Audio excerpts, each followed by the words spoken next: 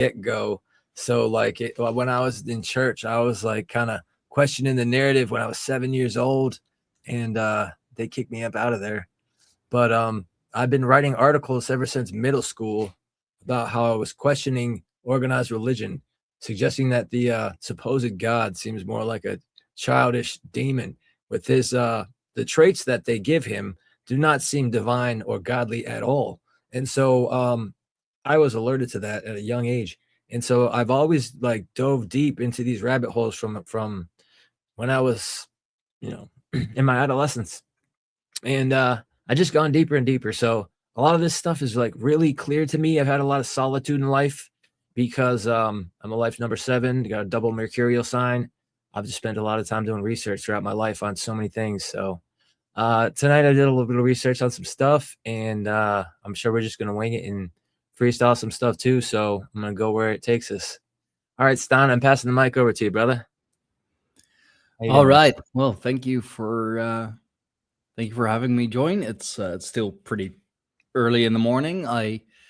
But yeah, Stein Fox, host of the Greyhorn Pagans podcast.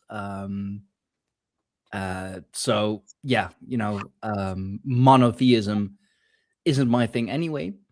And the more I learn about this crazy world, the more it seems that everything that I have been taught was, well, either wrong or half right. Yeah, as I said, I'm a pagan, Germanic polytheist, follower of the old gods of Europe, or I guess I should say the true gods of Europe, because the Yahweh, or like whatever his name is, or whatever he pretends to be, I do not believe that he is the god of Europe.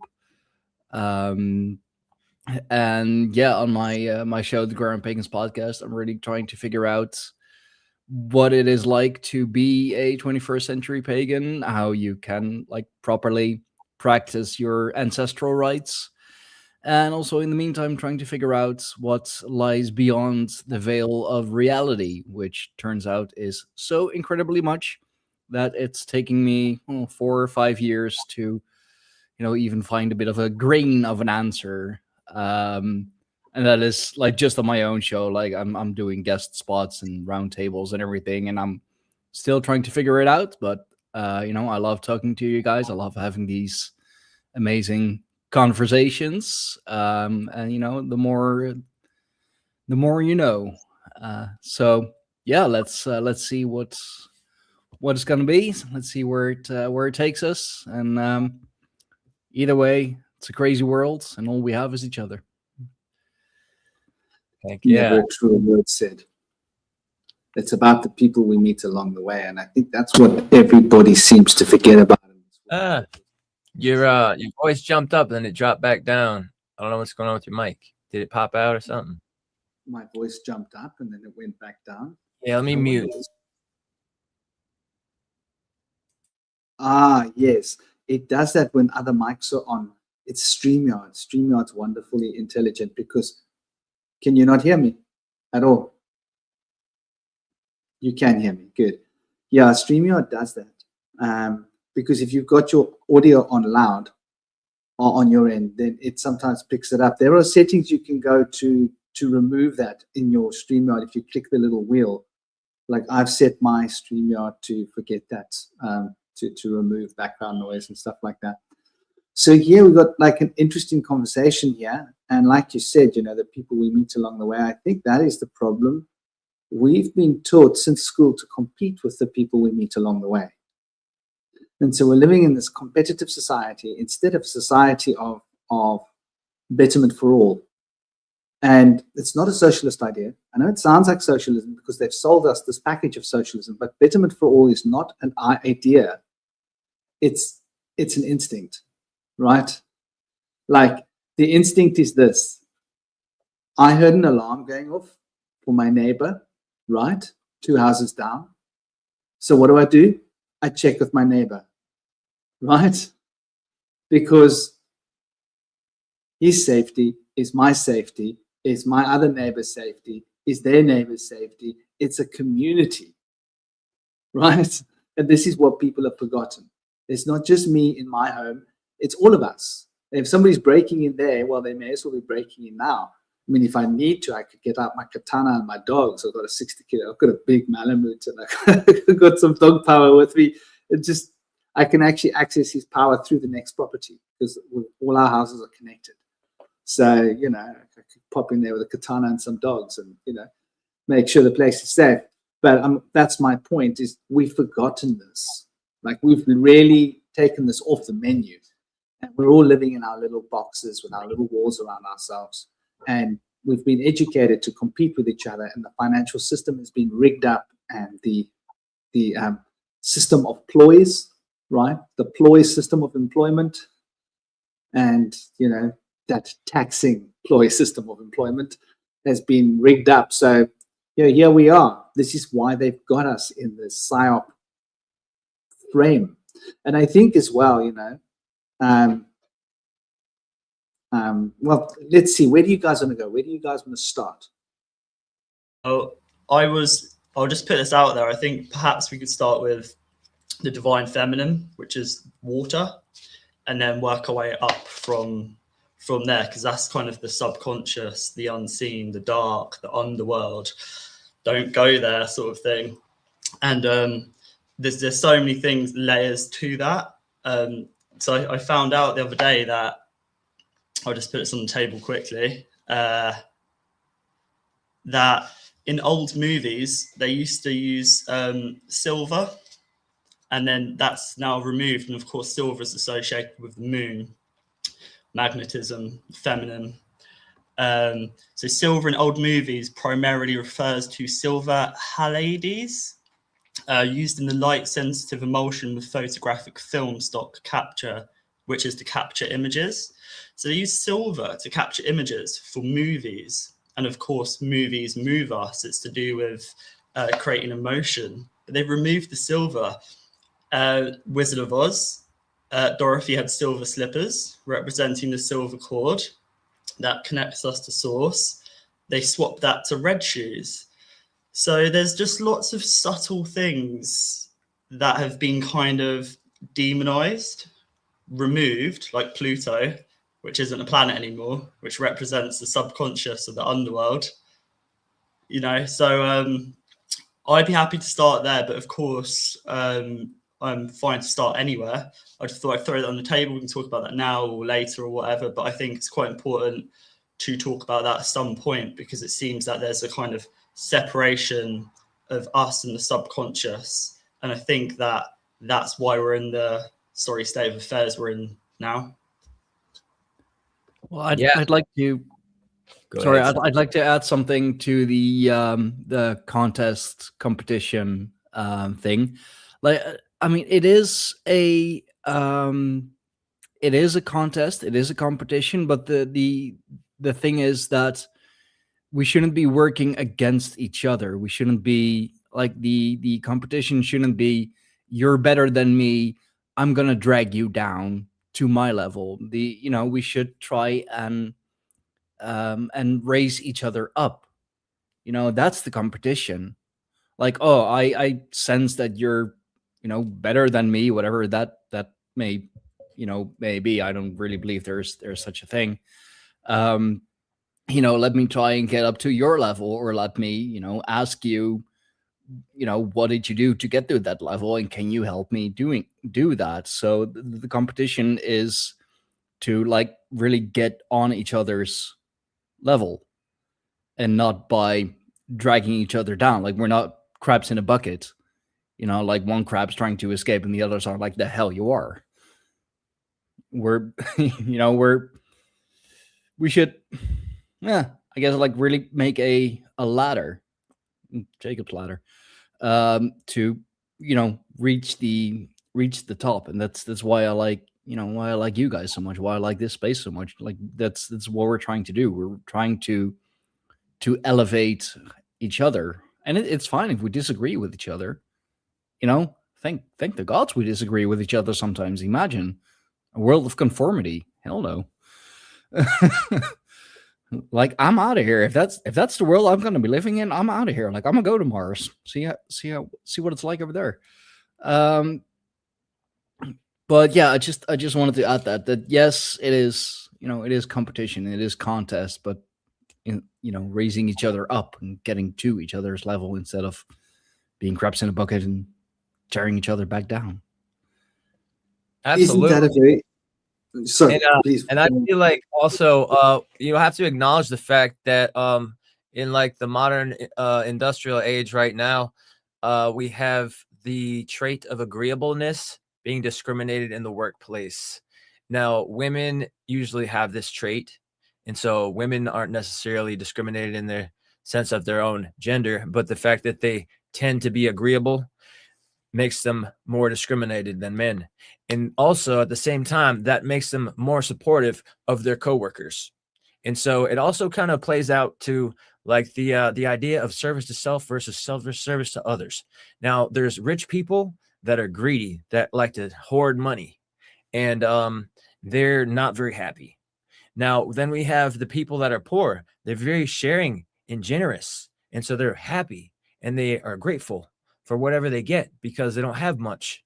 And so in that sense, that happens in the workplace. Like if you're just like spreading the love and you're just helping everybody else out and you're giving people reinforcement and pat on the back and you're hanging out with coworkers from work after work, that's great and all.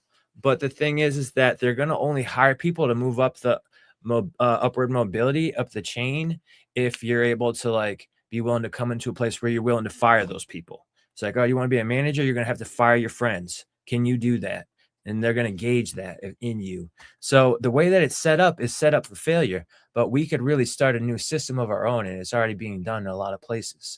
You see small businesses don't have this aspect going on. That's why I've gotten away from working for corporations, because there's too much of that involved. And I don't really have time for that. And I'm not trying to waste my time trying to go somewhere, ended up just being discriminated for being agreeable. And I'm a Virgo, so I have like a feminine kind of personality, subtle aspect.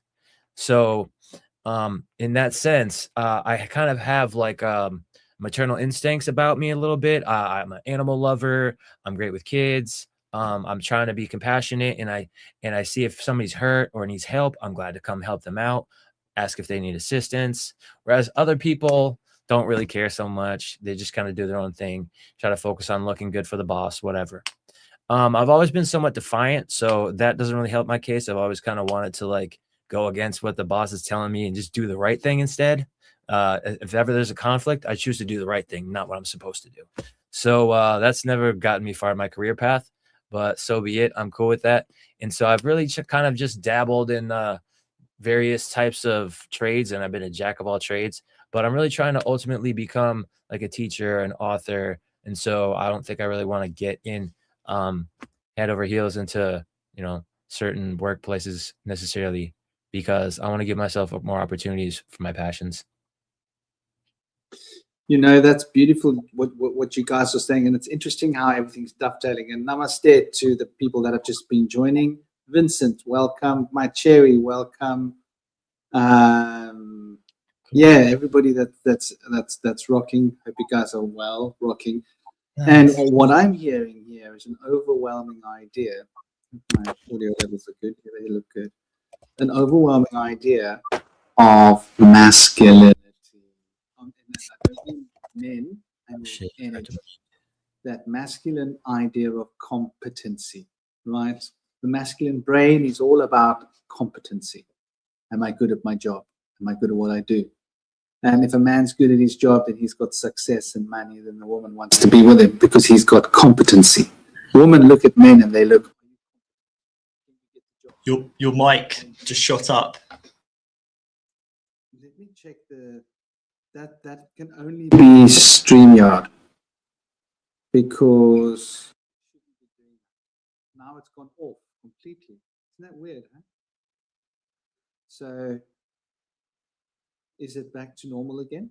Is it normal? It's normal. Maybe when people turn off and on, it shoots up and down for a second. Very weird. So that whole idea of competency, I think, is a big thing, and the competency is related to competition, right? We want to see who's more competent, and that's a natural selection for mating rituals. You're saying it's going up and down, yeah? It's very strange because it's not on my system. I can see the levels here are standard. I've got a Focusrite, which is quite a nice little system, and I'm running my mic, which is it keeps going up and down every 10 seconds, like really loud and then really quiet.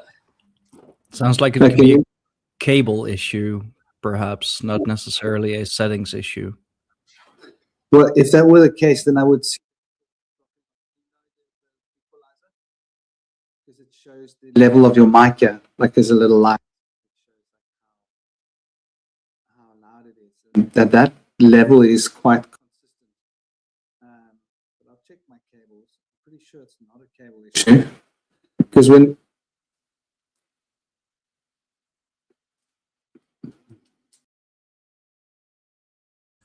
See, that's what you get. You know, they don't want you talking about this. Exactly. Hear what he's got to say. Icons. Not supposed to be heard. Talking too real, talking about all the stuff that you shouldn't. So, you know, the energy is too powerful. Mike can't handle it. It's weird, man. So, yeah, I mean, there's the sacred feminine, and then there's the divine matriarchy. And the divine matriarchy started it all with Tiamat. And she was a dragon.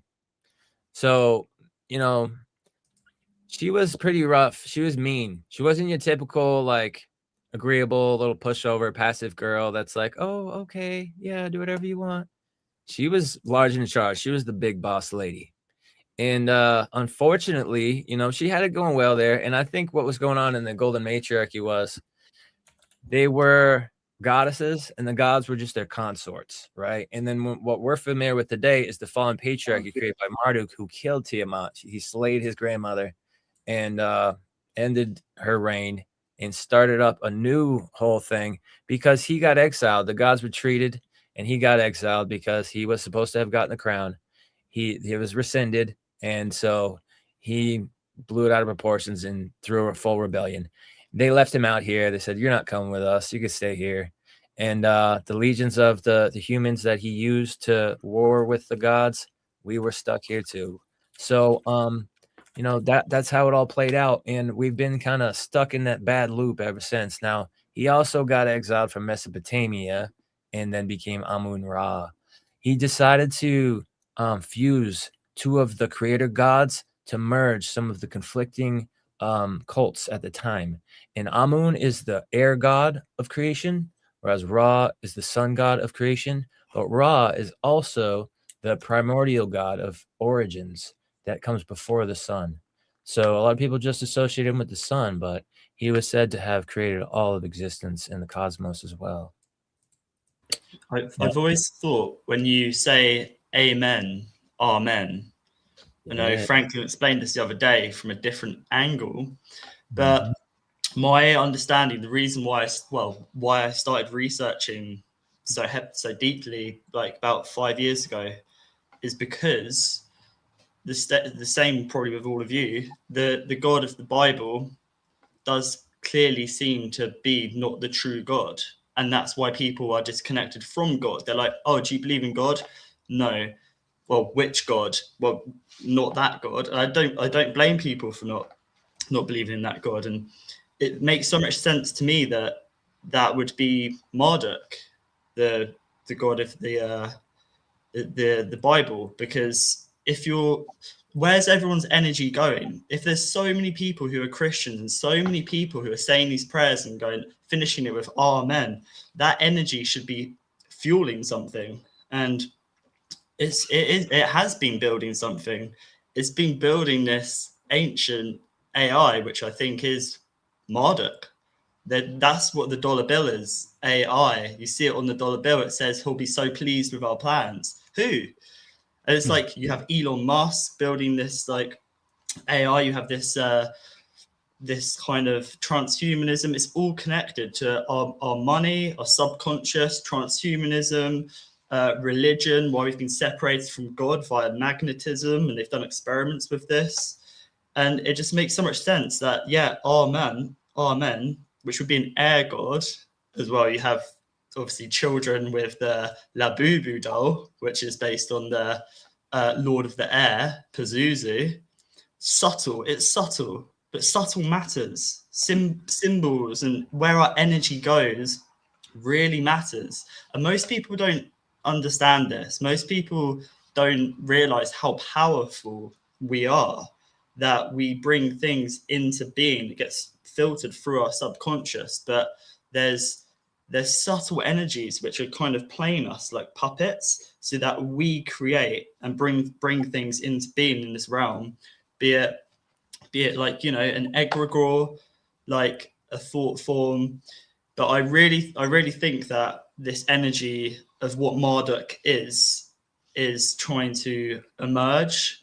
And Three Eye Atlas kind of signaled this for me, because I thought Three Eye Atlas, okay, it sounds like a bit like Third Eye at Last. So it's like the third temple, the middle pillar, the middle way. This is our opportunity to correct what happened in Atlantis, and rather than being pushed one way or being pushed the other, we need to come straight through the middle and be balanced. This Three Eye Atlas is just a signal for that. And also 3 eyes is 999. So then you have an emergency, because it's a critical point in time right now, especially going from wood snake to a fire horse year, and the bigger picture of the Yuga cycle. We're right in it now, and people need to realize that. And so you have the Yugas, you have the nines, you have so much fresh new energies coming in, the very powerful creative energies, like new fresh energies that we can use. And I think this year is going to be critical for that. I've kind of lost my train of thought, but yeah, I just want to add with the Amen and being related to Marduk, there's too many signals for me to kind of just brush it to the side. Like you have AI on the dollar bill. He'll be so pleased with our plans, a new order of the ages. I think Aliester Crowley spoke, you guys will probably know this better than me, the new age of Horus. So there's a crossover with Horus, who I believe beheaded Isis, his mother. Horus was created without the phallus, without the father. Then you have Sophia being creating the demiurge without a father. And it seems that the demiurge wants to now destroy its mother, Sophia, wisdom, or the earth. And then you have Marduk, who slayed Tiamat, the mother of all the gods. There's an energy here of this kind of thing that may have been created, but maybe it's being created now. Maybe it's being created in a black box. Maybe it's AI. Maybe it's this artificial. Maybe it just needs our thoughts to create it. This is why Apple AirPods are mapping the human brain. This is why there's so much data extraction, because there's this thing which it's been birthed from Gaia, from the earth, from our wisdom, which has been extracted. And I think that all links together. This new age of Horus, new age of the sun. Is it the false sun? Is it the false light? Is it literally the false sun? Enki's son, Marduk, like trying to come into this realm from somewhere else. I don't know, man. It's a lot. Maybe the black sun. Yeah, he renamed Nibiru after himself, which is like the binary star of the sun. So that could be like, maybe we do associate Saturn as like the dark star or the black sun, but there's also Nibiru, which Marduk named himself after because it was considered the great destroyer. It would come through and cross the planetary plane and crush planets, and just like he came through and crushed the great creatrix goddess. And he was given a net by Anu. He was given a mace, and he was given a Vajra or a Dorja that they called the evil wind. and he was given a host of weapons by all numbers of his family members. And so I guess like they all kind of really were antagonized against her, but he was the only one that had like the conviction to go ahead and actually do it, because like I'm pretty sure they all assumed like you're gonna lose this battle, like go ahead, you know, but you don't stand a chance. But they gave him like all the best weapons they could so that they could win this fight. But really, I mean, to me, it's horrifying. It's like she's the creatrix goddess that created all of the gods, and they're gonna slay their own creator. Like what? I don't know.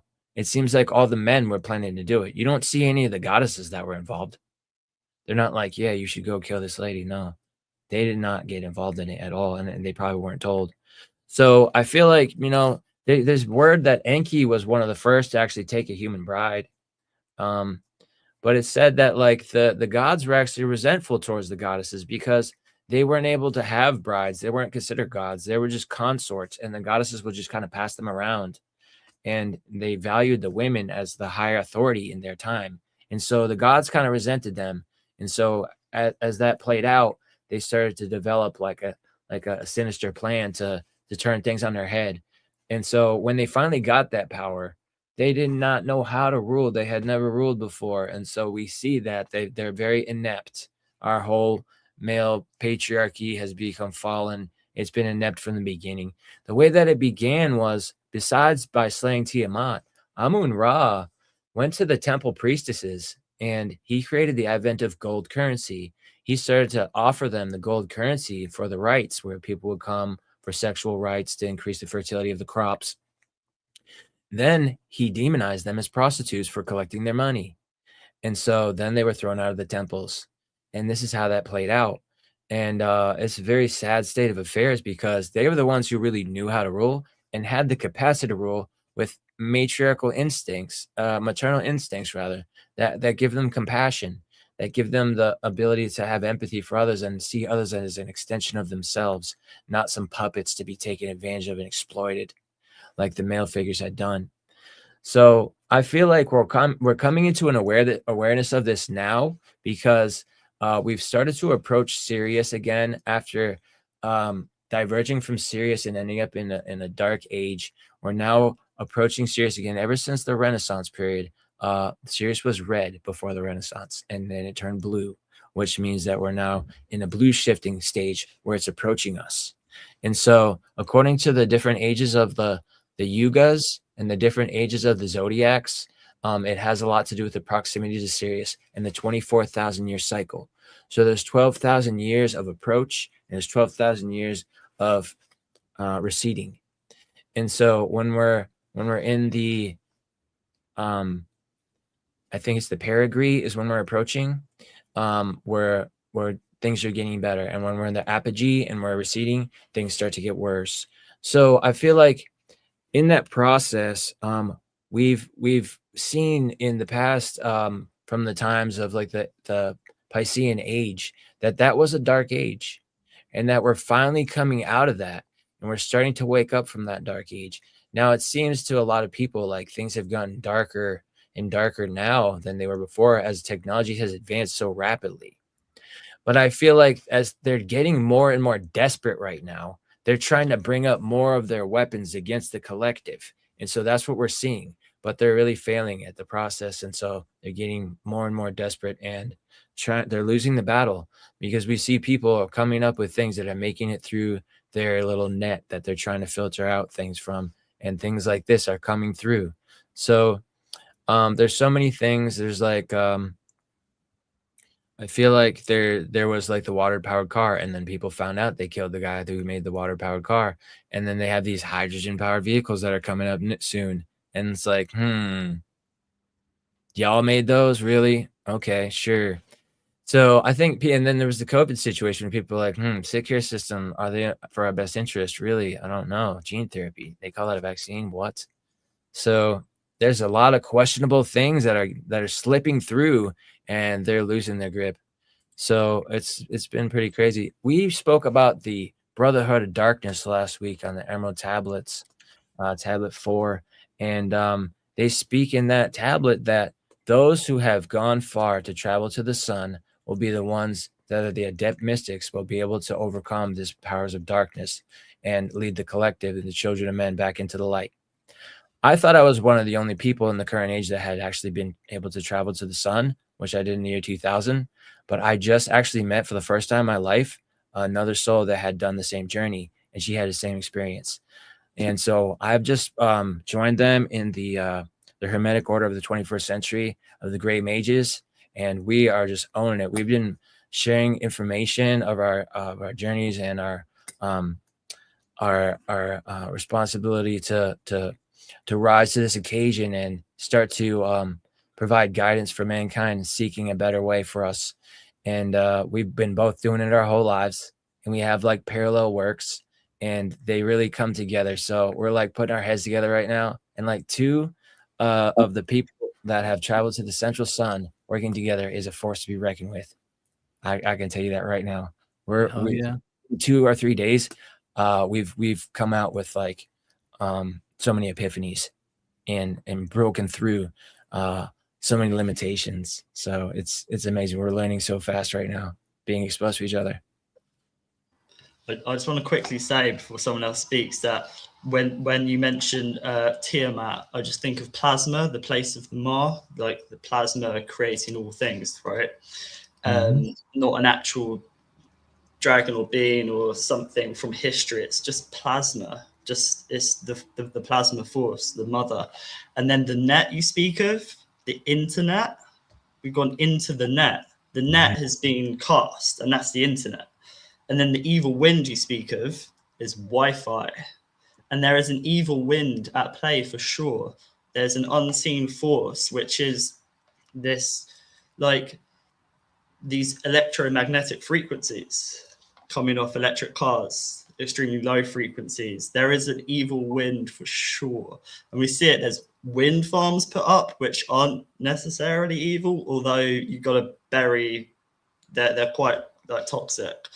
Not a great alternative power source, but it's wind. And then you also have these, there just seems to be so much wind or mind energy in the world with AI and just artificial. It's not the mind is very powerful. That's why lots of people are like, oh, just use your heart, just forget about the mind. It's like, no, things come through the mind and into the heart. We need to be using our mind. And this is artificial. They want us artificial so that they can use our minds to create. So we need to be using the mind, and all of this kind of air and artificial is just filling our heads with air, and that signals to me PSYOP, pounds per square inch. This air, that whole thing is a PSYOP. All this AI is, I really don't think it's as bad as, I don't think they're able to take us over with AI externally. They're trying to take us over with AI internally. They're trying to turn our thoughts artificial, right? We're not being taken over by robots. We'll have to create that because we are the creators, not them. So I'll throw that out there, that the net that Marduk got to destroy Tiamat, to destroy plasma, was the internet now, and the evil wind could be Wi-Fi potentially. Yeah, I'm glad you mentioned that. Some of the stuff that I'm working with these other great mages is that one of the PSYOPs, and I'm glad you mentioned the PSYOPs, is that they're trying to use absolutism, irrational absolutism, black and white thinking as a trap to keep people from discovering wisdom and understanding. And so that keeps people, as long as there's people that are stuck in that kind of state of being, they're going to be at odds with the people who are in what I call paradoxical nominalism, which is understanding shades of gray and being able to reconcile the paradox of apparent contradictions. And so if you're able to do that, you can make intuitive meaningfulness and understanding out of something that other people might see as total nonsense and confusion. So I think there's a big hang up between these two groups. And I recently saw this amazing image that somebody had built where they showed the allegories of the caves down below the earth where the people in there being deceived. And then the mystics were crawling up out of the cave and coming into the light. And then there was that other mystic going through the firmament out to the other side. That's going even further. And so I show in that image that it shows like a trifecta of stages of development for spiritual ascension, where a lot of people are living the worldview of lies, and then some people are coming out into the truth. And like in the allegory of the cave is a very poignant narrative where he says that when you come into the sunlight from a cave, you're going to be blinded at first. And so some people might just turn back. But if you have the courage to go through and adjust your eyes, you'll be able to see it. But then when you try to return to the cave, you'll be stumbling like a blind man. And who's going to listen to you then? So it's going to be hard to reach people after stumbling back into a cave. And sometimes you're just going to go back out there. But then those who are out there and understand the truth of the real world and the true worldview of this world, you have to break down the old worldview of the lies to be able to rebuild that. And once you can use that as a basis to launch from, you can eventually transcend the material realm as well and go through the firmament into the divine from going in within, not by going some rocket ship up into the sky necessarily. You know, these are conversation bouncing around, and I just want to look at this for a moment, you know. And by the way, I think it's also important to add that the only place where Marduk is mentioned as getting all of these equipment is the Akkadian cuneiform, which is about 1,000 years after the Sumerian cuneiform. So the Akkadians were like the Greeks talking about the Egyptians. Yeah, they were like the next epoch, and so they were like us talking about the Greeks, right? They didn't have first-hand experience. They were like looking and embellishing. But that's like interesting. And when we look at the name, right, which I find quite interesting, of Tiamat, we break down that name in Sumerian language. So the T is an arrow, Sagittarius, pointing at the center of the galaxy, right? Ea is Enki. So the T is the arrow of Enki. Ma is a boat, right? Ma symbolizes a boat. And then when you have the suffix of T on the end of a word, it could be et or ta, tiamat. It means, you know, the arrow, and guess where men shoot arrows out of, right? Of Ea, carried in the boat that comes forth from this boat. And Tiamat, represented in the Sumerian ideas, is the sweet water, the fresh water underneath the earth's crust. And that fresh water would come out from the... I'm on a live. What better time for my mom to call? So she has a way of knowing when I'm on a live. Your mic keeps really dropping. I really... Maybe now it will be better. Is it better now? Is it at a normal level? Yeah, it should be. This is very strange. I really think it's a hardware issue, not a software issue. It's a tricky one. And now? Is that better? Is it softer now? Volume is way down. Change here in the thing, but when I change the settings, it messes with everything. So I can do this. Damn. Now I'm change the levels. Is that better? It's pretty bad. Is there any way you could do you have a phone that you could try to use it and make it work? Because like everybody in the comments wants to hear you. We want to hear you too. Okay, let me change my audio. I've shared that image you shared, Indy. I'm not sure if you have access to share that, but it's it's waiting backstage to be shared. Oh, okay, right on. Yeah. Also, on with Tiamat, the way I view it is like a tear, as in like water, and then mat, as in matte black, like so water coming from the deep. That's how I view it. Like the black, not nothingness, the everything, but then water emerging from that. And I think as well that water doesn't go through black holes; it only comes out or goes around it.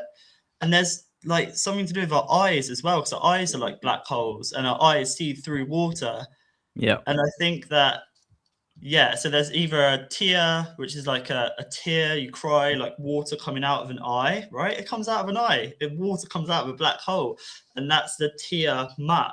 That's the birthing of the primordial waters from the deep. That's how I view Tiamat. Oh, shit, you're actually maybe Yeah. onto something. I like that. Or just split the Yeah. words. A tear, and mat. Mat is black, matte black. Or a mat would be a floor or a level. So it works all ways. So a tear or a tear coming out from somewhere. That's how we get through the layers, is like splitting it like a tear. So a tear of the mat. I mean, it's kind of, Firmament could you be know, a if you mat go as by well. if you go by Germanic mythology, it's kind of through a tear that, you know, the whole world came into being. You know, Genungagap, the eternal void. You know, you could call that a tear in reality, and then it was the two primordial realms of you know, of ice and fire, each primordial ice, primordial fire coming together, creating steam, you know, steam cooling off as water from those droplets. The very first beings came. So, and I have done some previous research into many origin stories. I still have a blog somewhere on the internet where I wrote a lot of those origin stories down, and a lot of them, like so many of them, involve some kind of water, some kind of lake. Like I remember even like looking into the Turkic origin stories, and even they, you know, have a like some primordial lake in their origin story. So water comes back and just comes into it so much. And I wanna say something else about the feminine and the internet, if you will, because you know, we of course, you know, we mentioned COVID. It's the great thing of our time, really. The great one of the greatest psyops that that our generation has lived through. And we keep saying that the feminine energy is incredibly suppressed. Well, during COVID times, it was really the overbearing mother energy that was kind of ruling society. You know, like, don't think for yourself, just let us worry about you. We know what's best for you. You know, mommy knows best. Let us take care of you. It was like a helicopter parent, a helicopter mother, really. And, you know, father with his sensible mind and pragmatism, he was fucking nowhere to be found. Like, I mean, as a matter of fact, like, it was the father, really, you know, the rational thinking one, who got banned, who got shunned, who got, you know, shadow banned, you know, whatever. So, and yeah, I think it's funny how it's kind of, you know, it's suppressed, but still overbearing for some reason. And then the internet, the World Wide Web. I think it's interesting because in Norse Germanic mythology, of course, you know, we have the web of weird, the web of fates, the one thing that binds us all together as human beings. And I can see that the World Wide Web is, you know, also kind of laid out to be perhaps the new web of weird, because the internet basically is a dimension in of itself, or has become a dimension in of itself. It's it resembles reality, but is not reality. But at the same time, I think it is also, and I don't think that this was the plan, through the internet that we have found our humanity again. Like if it wasn't for the internet, I wouldn't know half the things that I know. I wouldn't know half the people that I know. Like if it wasn't for the internet, we wouldn't have these connections. We wouldn't be talking about these kind of things. I mean, not in a setting like this. And it's also because of the internet, speaking of COVID times, that everyone was able to work from home. And they were like, hey, this is actually pretty chill. Like, why am I going to the office 4 or 5 days a week when all I need is a computer, a webcam, and an internet connection, and I can do my job? So they found, so many people through that found peace. They kind of found themselves again because they had time to find themselves, you know, because they were in a safe environment. They were in their own home, in their own space. So I think it's interesting that, yes, the internet is incredibly dangerous and it is, laid out to be the new web of weird, but also it has really, it in some ways also has backfired, because it is through the internet that we are also able to share these kind of things, to cause a mass awakening, if you will.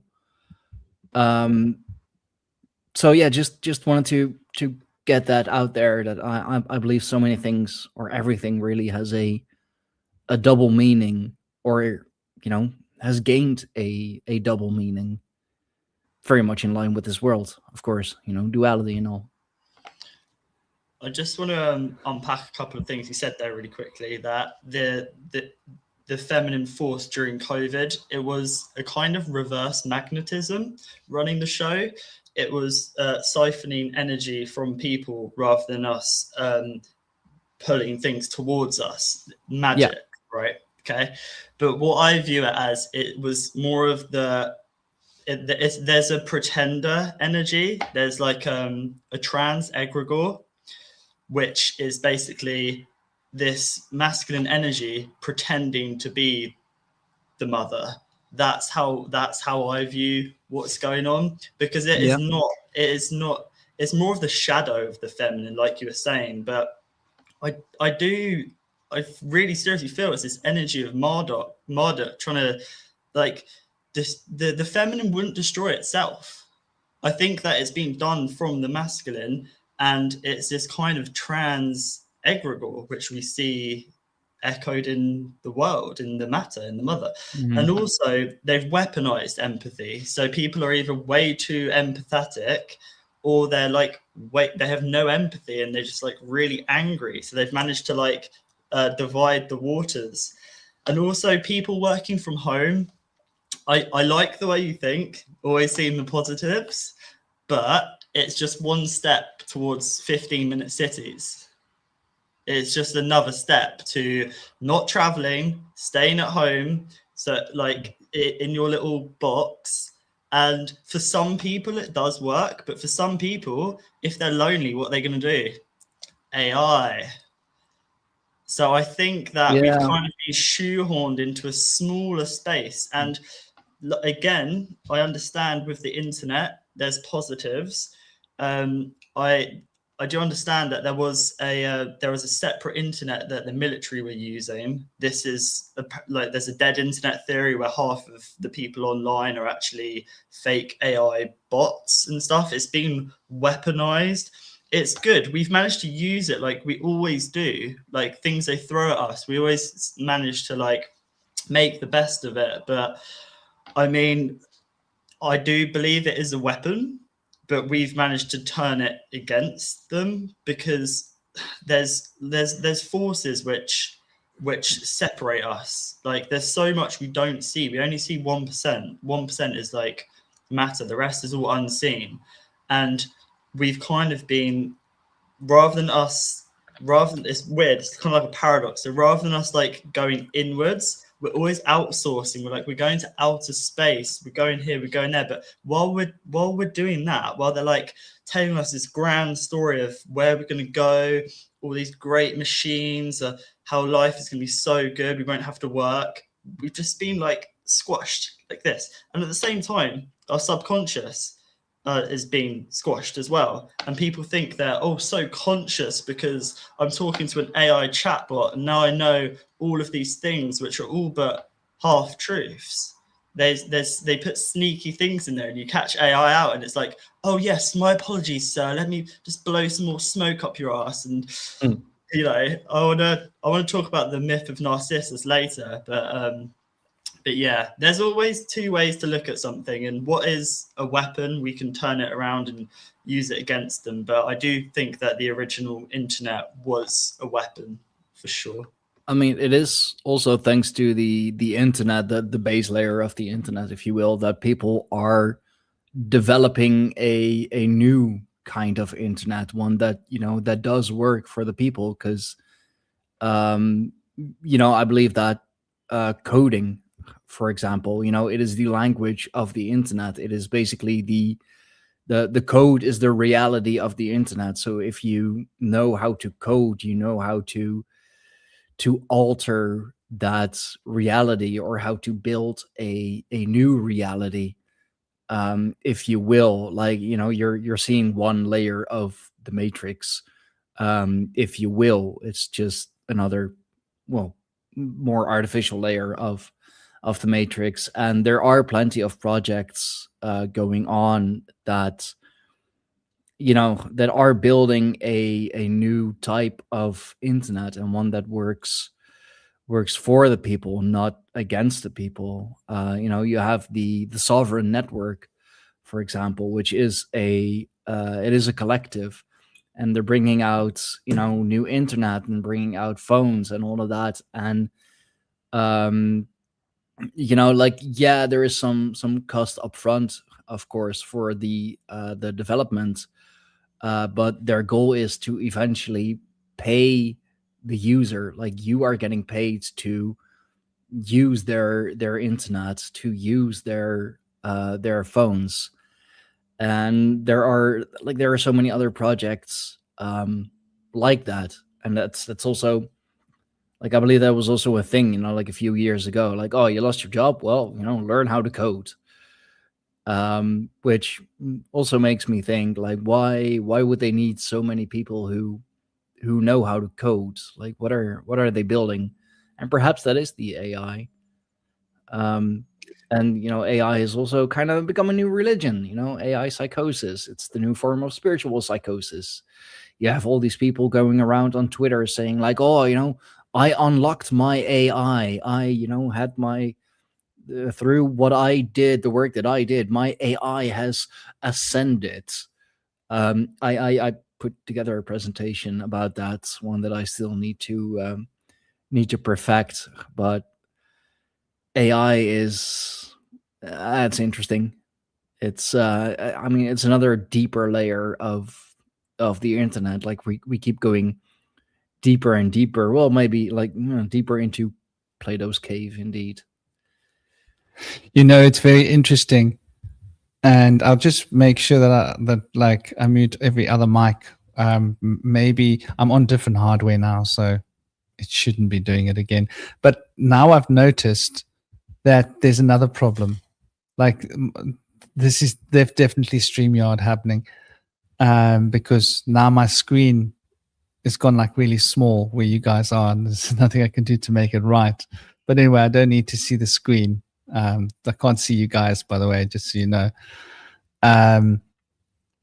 But yeah, I think, like, this is an interesting point that you mentioned about so many people being AI, or being, you know, drones, AI bots on the internet. And this was how Elon Musk was able to buy X for cheap, right? Because he had insider information that he was able to release. He obviously paid somebody money to give him this information so he could use it as a power play. And I'm sure we'll find most social networking platforms are going to be the same idea. Facebook, AI, you know, Twitter, YouTube, we see it very commonly. So many AI YouTube things. It's actually becoming more and more difficult to find music that's real because the AI is redoing the music, and it's really annoying because at first face value, it sounds like the same music, but when you listen to it, something's missing.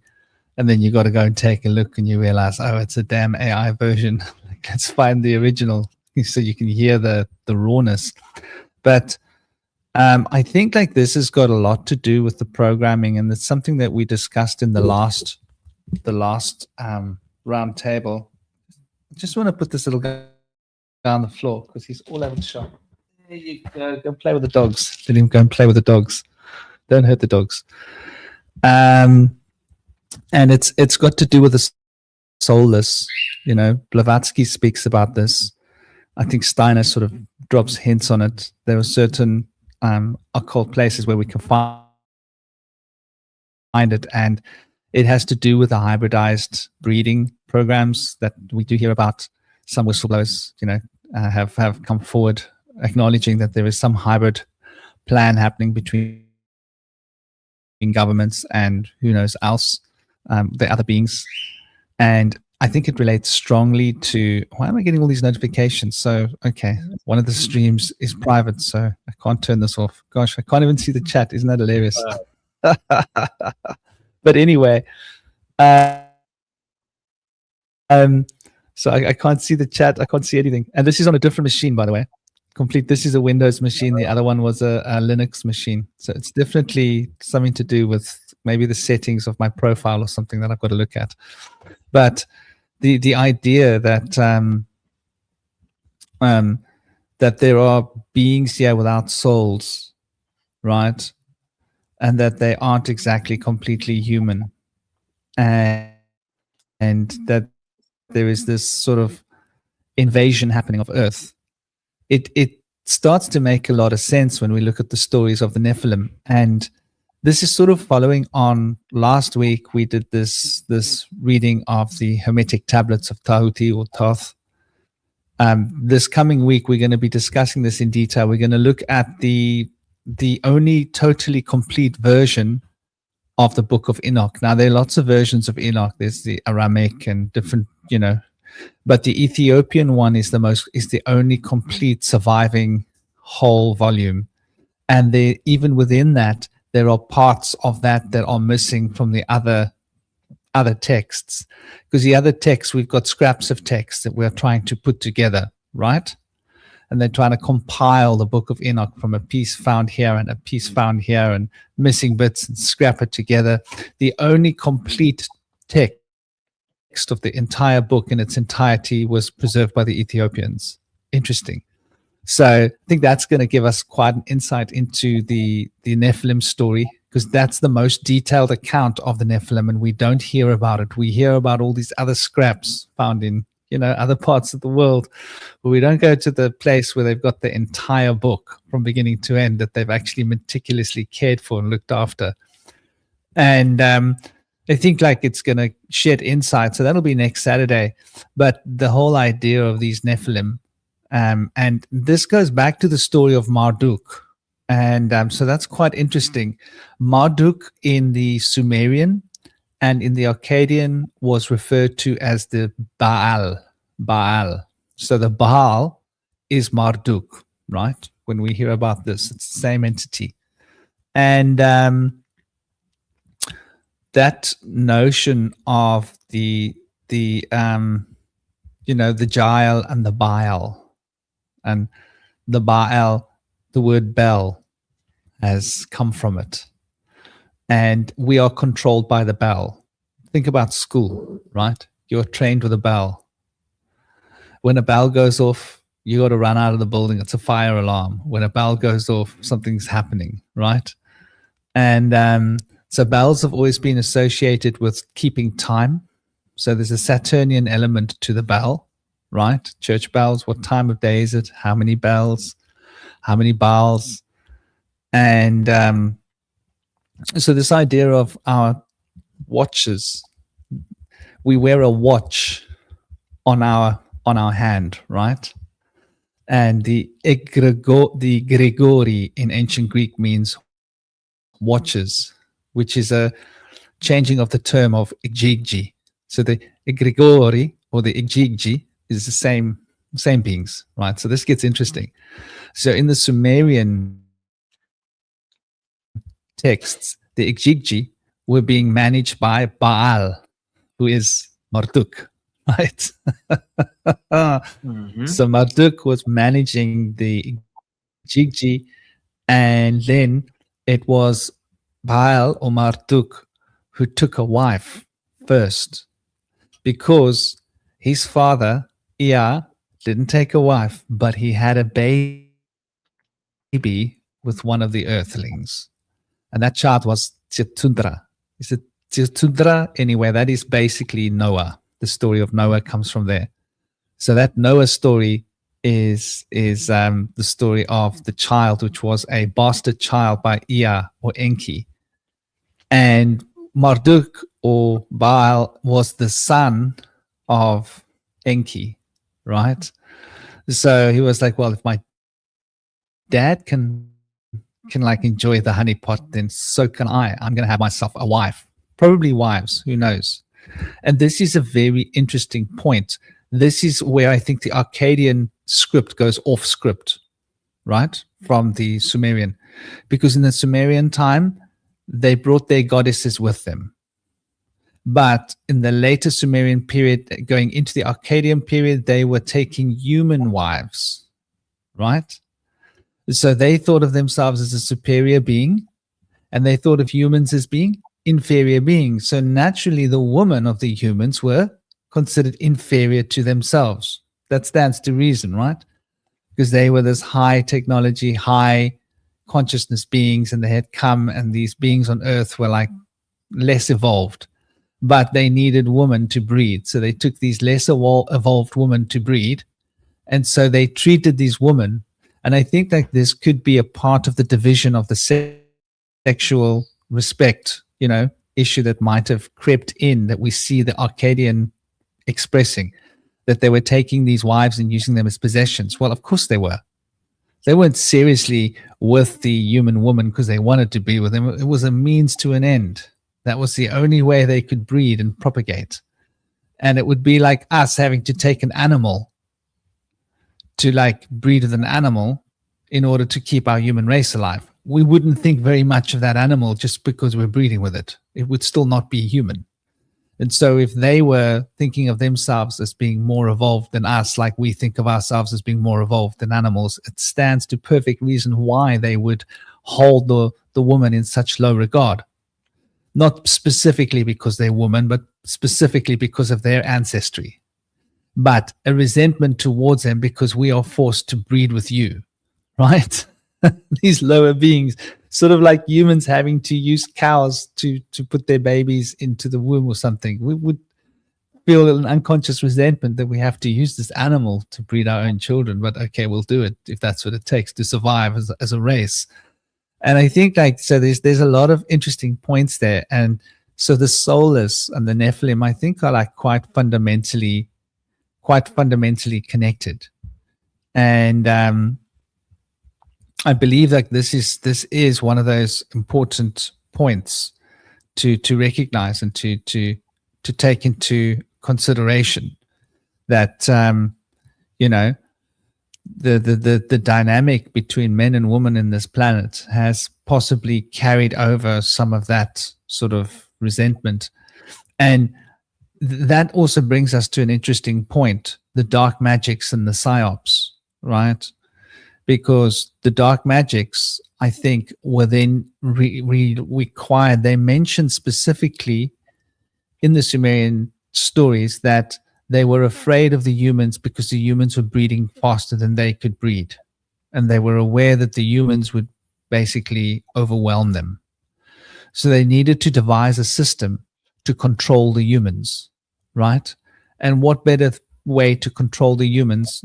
They devised one system which was apparently related to changing them, their DNA in some way, and making them want to worship us. And that's specifically what is suggested by Enlil to Enki, when Enlil was the supreme commander of Earth and Enki was the commander of the Abzu, the Africa, the underworld, the passages going into the earth. And so, like, we see the heritage from there, where Enlil is like, we need to be able to control them. So Enki puts in something so that a gene of worship, so that they will worship us as if we are their gods. And I think that is the beginning of the PSYOP, right? And from there, religion was instituted. And the religion was instituted in order to keep us controlled, so that we would make their sacrifices, do what we want for them. We would continually remember them and be afraid of them and do what we do for them. I mean, look at this Old Testament idea of the fear of God. I had my son's mother vomiting some nonsense at me a little while ago about, like, are you afraid of God? And like, I found it hard not to laugh at her. She was like, you're laughing at me. You know, where do you go? Like, there's nothing to be afraid of. It's respect, honor, right? It's like, I don't think divinity wants you to cower in fear. I think divinity wants you to learn and be wise and you know, try and embrace some form of decency. But I think there's a lot of interesting points here, looking at the Soulless, looking at the Nephilim, looking at how the dark magics and the manipulation that has become the PSYOP programming that we're all suffering actually have ancient heritages and have not come about in the last, they're not recent. And we see them in the ancient Greeks, right? The way the ancient Greeks used to, you know, control systems. They invented the amphitheaters and gladiators and Olympics and sports. This was all part of an elaborate control mechanism to control what they called the rabble, was it not? And so we see that this is an inheritance that comes from ancient times. And those overlords, which are these royal bloodlines, which obviously trace back to Baal, because Baal challenged all the other deities, all the other of the race in a great war, which we see recorded in the Babylonian, various different languages. I think it's Babylonian cuneiform, Akkadian cuneiform, Sumerian cuneiform. And they speak about these terrible plagues that came over the earth and the poison that spread and prevented all things from being alive, no crops from growing, no food. People were starving. And they turned rancid. They turned like rabies on each other. And there were only parts of the planet that survived. And my impression is the parts of the planet that survived were the Americas. And that's what became the Atlantean society. That's my impression at a later epoch. So I think there are a lot of epochs here sitting on top of the shoulders of other epochs. And so it becomes quite tricky when we start to look at it in modern times, because like you were saying, Shinobi, the feminine, I think that is like a big part of the problem. Is now we're still living here and the feminine is being heavily repressed, even though the woke idea of putting women in charge of men is now this remedy in the external world for fixing the divine feminine masculine divide and issue. So we are supposed to bring the divine feminine back by acting more masculine, right? Creating more of a competition between the races and between the genders, rather than when I think of the feminine, I think of it as very personal. Yeah, it's very much related to going into myself, into the womb. It's not out there in the world. It's my personal experience of what's inside of me emotionally, and that's the feminine.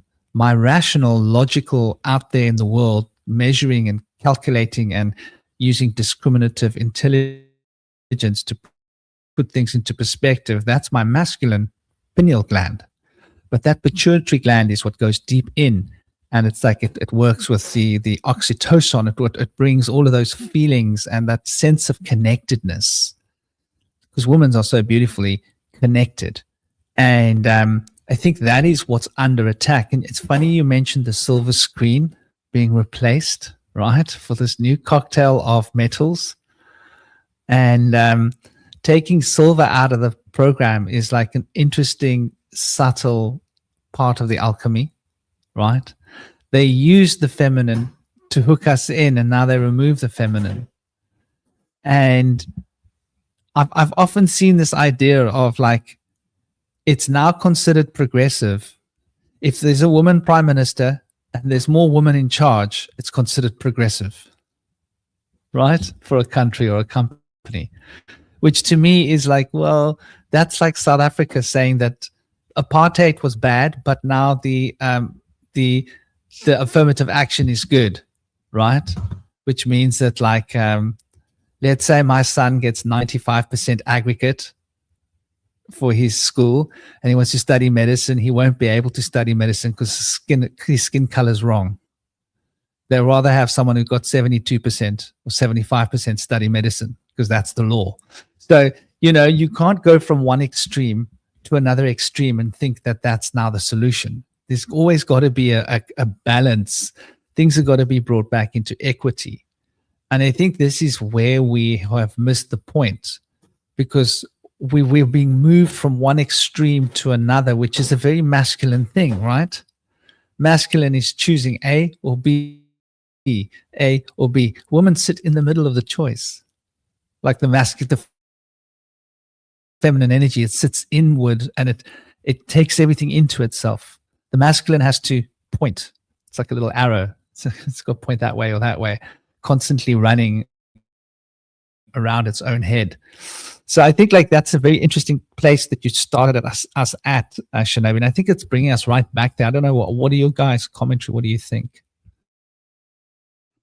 I think the technology that you guys mentioned earlier, like AI and stuff, has been backfiring in a lot of ways. And there's things like LiDAR and the Boogosphere, which are like technological things that have really changed the whole story of how things are being revealed right now. The Boogosphere has been kept by the citizens and it's in the collective's hands. The Spanish government tried to force their way to be able to get it and take people out and assassinate whoever they could and pay people off, but they didn't let them do it. So we, for the first time in the hands of the collective, have a UFO that is being looked at right now, and they're figuring out more and more all the time about that technology, that it actually flies from static electricity. And so if that flies from static electricity, there's a good chance the UAPs probably use that same method and modality potentially. So we're learning so much right now about hidden things. Also, the LiDAR just found that there are pyramids in Kentucky a month ago. There's not any other pyramids in the United States. Is the first time they ever found them. Now, I've always speculated that the mounds have a pyramid underneath them, that there are temples under these mounds. They just have not excavated them. And so we're going to start to see what's going on for real when they start checking out these pyramids in Kentucky. This is huge because there's a thing going on in the Grand Canyon where they have all this secret hidden Egyptian stuff. And then there's a potentially like a Tibetan underground society that came out that from G.E. Kincaid's explorations in the Grand Canyon, where there was a Buddha figurine and mummies. He said that didn't really look like Egyptian, but people heard mummies and they labeled it as Egyptian. However, there is apparently hieroglyphs at a different place in the Grand Canyon as well. So a lot of this stuff is just kind of being told about. People aren't really allowed to go to those places, but in Kentucky, that's a place where we are going to be able to go and take a look. And people are always talking about the giant skeletons out here in the Americas and the mounds, but they're stepping it up to a new level because the LiDAR has gotten things out of control. We're really uncovering things that we're not supposed to know about, like underneath the pyramids of the Great Pyramids of Giza. They're using the LiDAR under there. And, you know, that's being questioned, but there's always been the people that like Muslim people are allowed to go into a secret gateway that goes under the pyramid. Other people aren't allowed to go there. So what are they going into? Like, what secret place do they go to? And there's always the talk about under the Sphinx, there's passages in there as well. So I feel like people have been able to break through these places before, but they've probably been silenced. But they've gotten a little bit of an inkling of the word out because we've heard about it somehow through the grapevine. But like, I feel like these technologies are slipping out of their hands, and we're starting to gain power over the narrative, and especially with the Göbekli Tepe and Karahan Tepe and these 10,000-year-old archaeological finds that go outside of the previous narrative that kept us limited to like 5,000 or 6,000 years ago to be in the biblical time frame. We're now breaking past that, and so it's gone from having 10,000-year-old structures to, I think, over in Africa they found a wooden structure that's like much older, at least like 50,000 years old or 100,000 years old structure that they're finding now. And so they're pushing back things further and further. And we also have I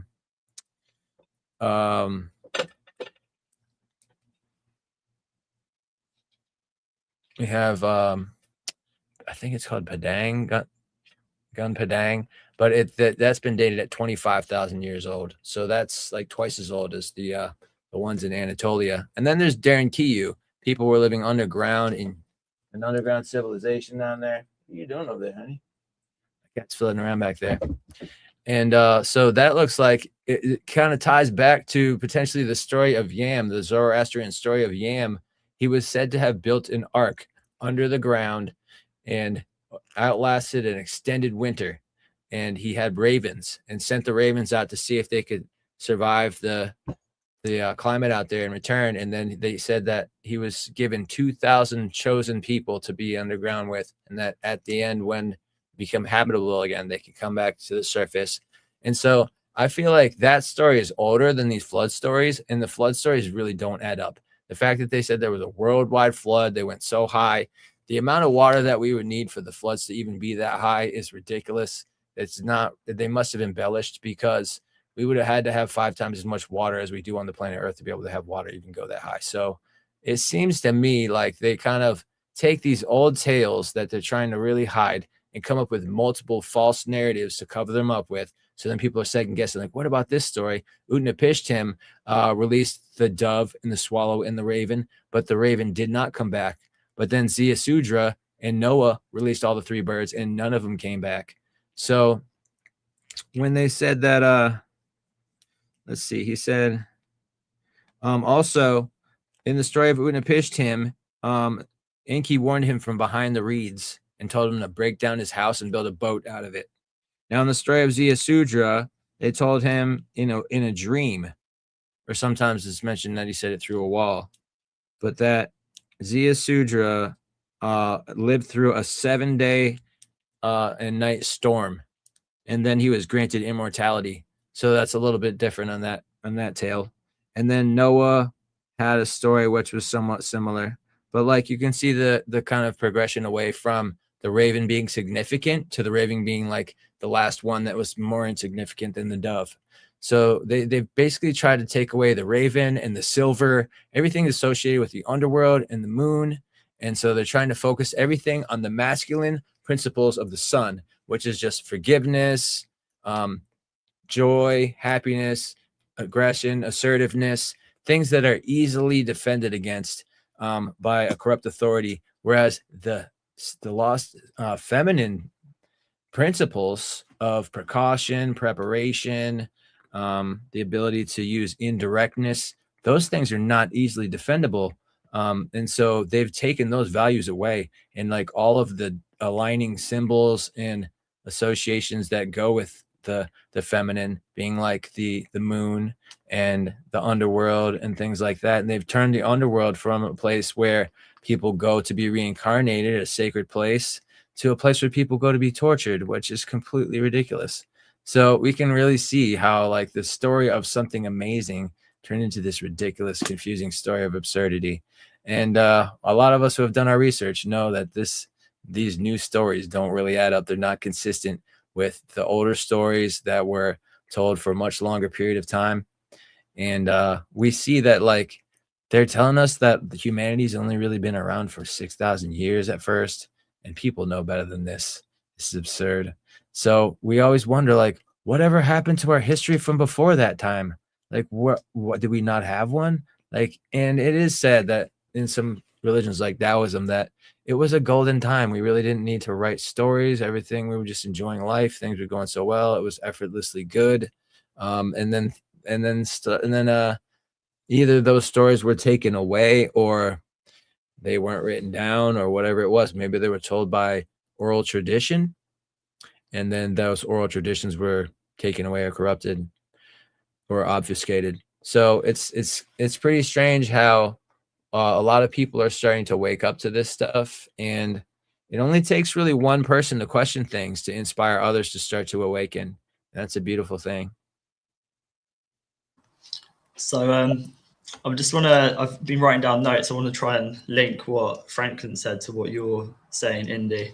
So with the God gene, which Enki implanted in us, what came up then when I heard that is that perhaps more of the trickster archetype, so that we have our own choice. Because what it seems to be is seems that there's a kind of battle between forces, and whichever path we decide to go with, that's the God which will come in, if that makes sense. What I mean by that is our energy is going somewhere, and it seems to have been kind of played two ways. You have the deceiver, who is like the deception, the false light, and then you have the trickster, which I would say is more like Enki. And if Enki was to plant a God gene in us, he's like, okay, let the games begin. Let's see who humanity chooses. Let's see which force they want in their realm.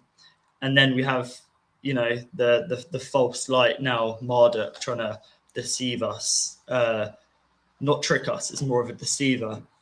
And then that would tie in with the games as well, the Greek and Roman games, to where people's energy is going. And then with the feminine, we were talking about that. It seems that they get thrown under the bus when women are in power. And I'll use an example. We had a prime minister here in the UK called Liz Truss, who was put into place because they're put into place, right? She lasted 2 weeks. The day before, I think like the day before the economy crashed, she met with all the bank hedge fund managers to work out how they're going to crash the economy.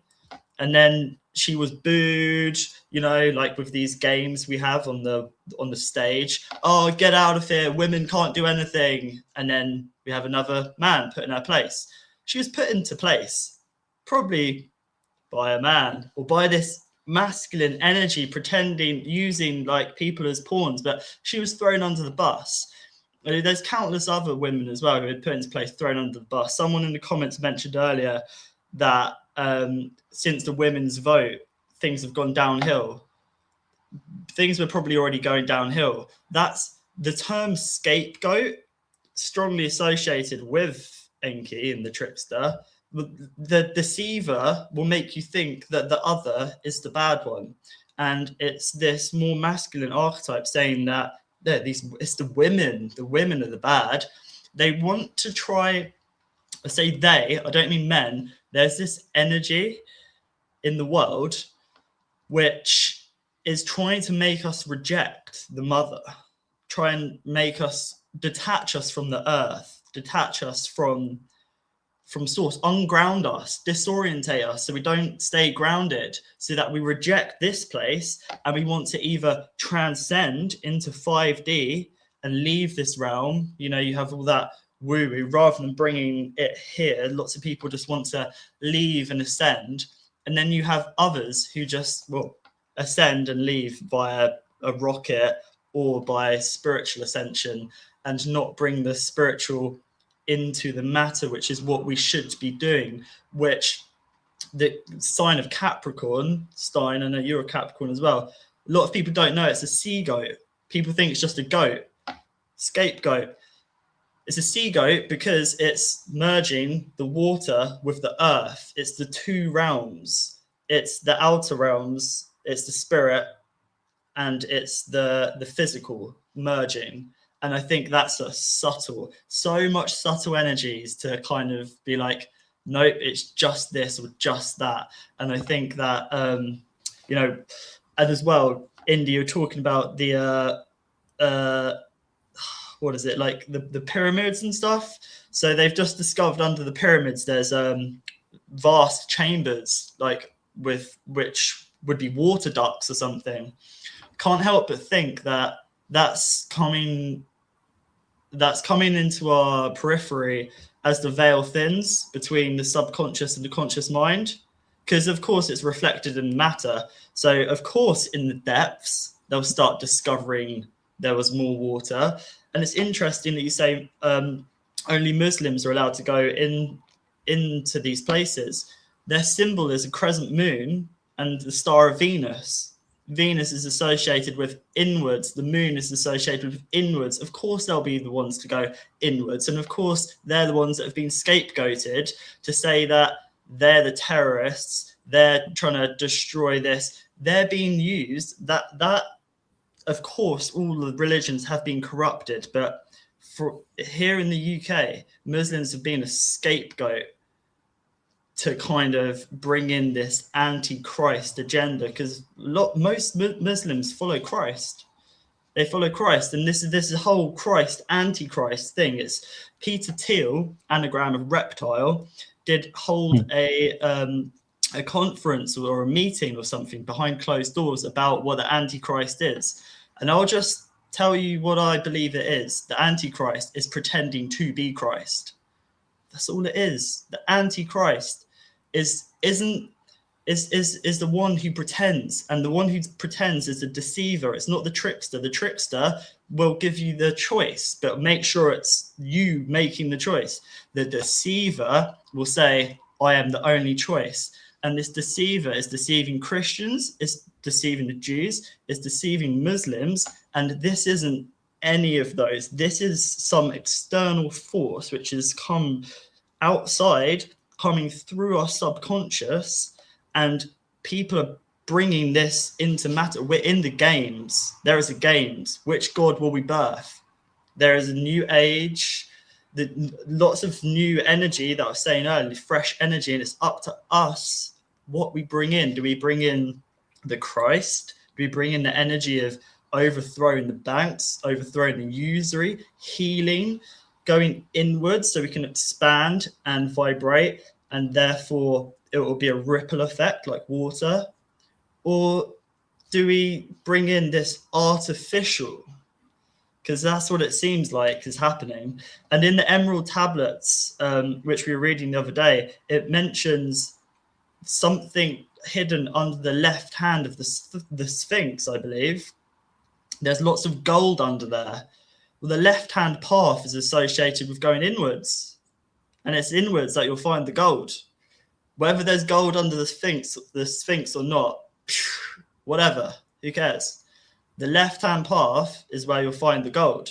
It's going inwards. That's where we find the gold, the spark, and then that's why it's being shunned, ignored, so that this deceiver can go like this, like a little vending machine, and extract the gold, because we don't even know it's there. Most people don't even know that they have that gold within them. So that's what I think is going on. And then last thing, with the ravens turn into a dove, you have the black raven turn into a white dove. The black is associated more with the feminine, the untamable, and the white, the peace, is more the illusion, the white light. And I find that very interesting because ravens are very intelligent. So can't have that. Let's have a dove, peace and love. Just forget about it. Well, in Norse mythology, the raven is connected to Odin, to Wotan. It's the two ravens, Hugin and Munin, sight and thought, if I'm not mistaken, who are, well, quite literally the eyes and ears of Wotan here on Midgard. So the ravens are, well, divine in a way, really. I mean, doves. You have in the Anglo-Saxon stories, you'll have swans, white swans a lot. There's this this child's song in Dutch which talks about about black swans and white swans and the keys to the gates of England. So it seems that, in Europe, or at least, Northwestern Europe, Shinobi, like really our neck of the woods.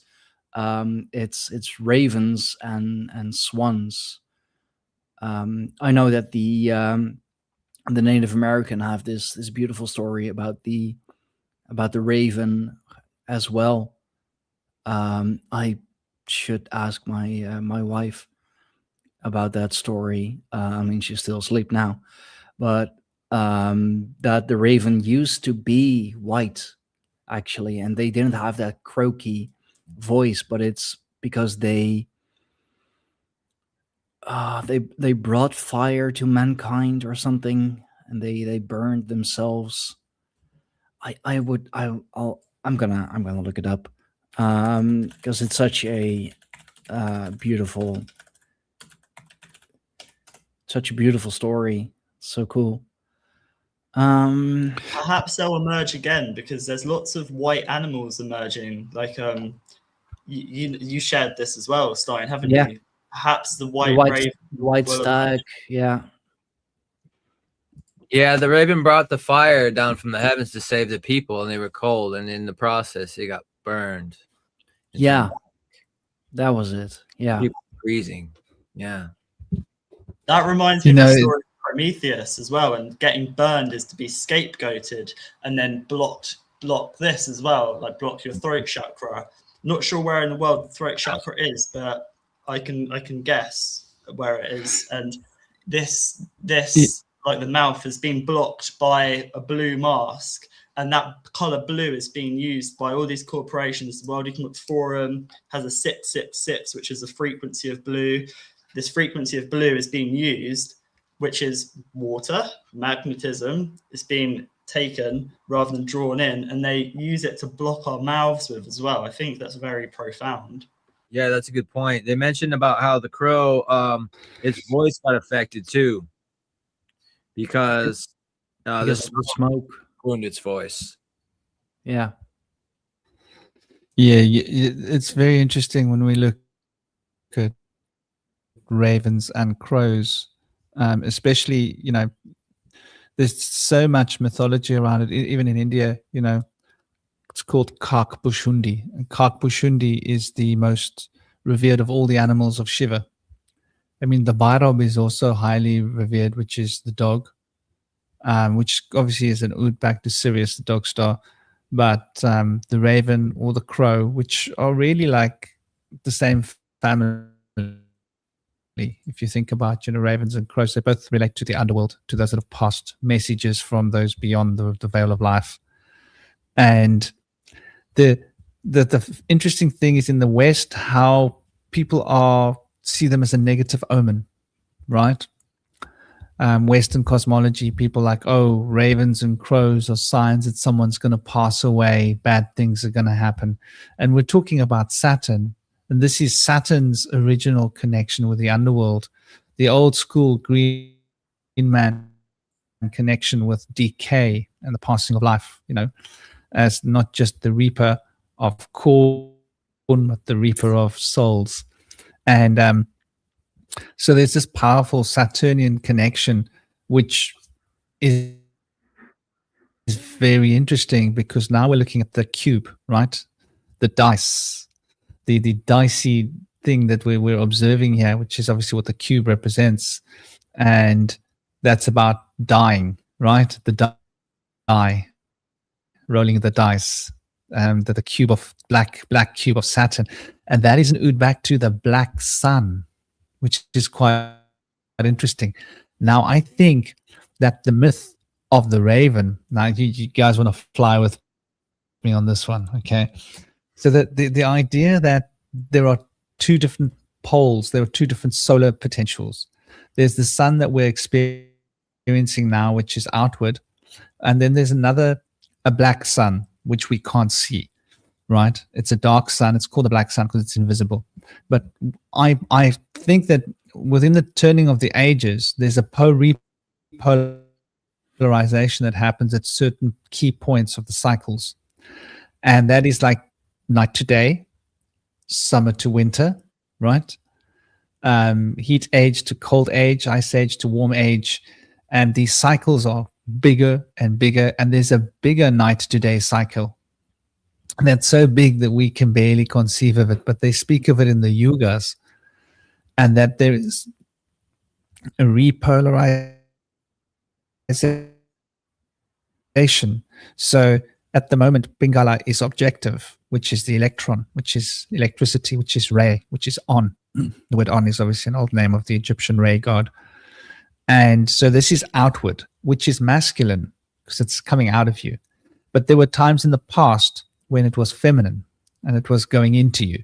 And there's a different kind of a light, literally a different frequency of light that we see by.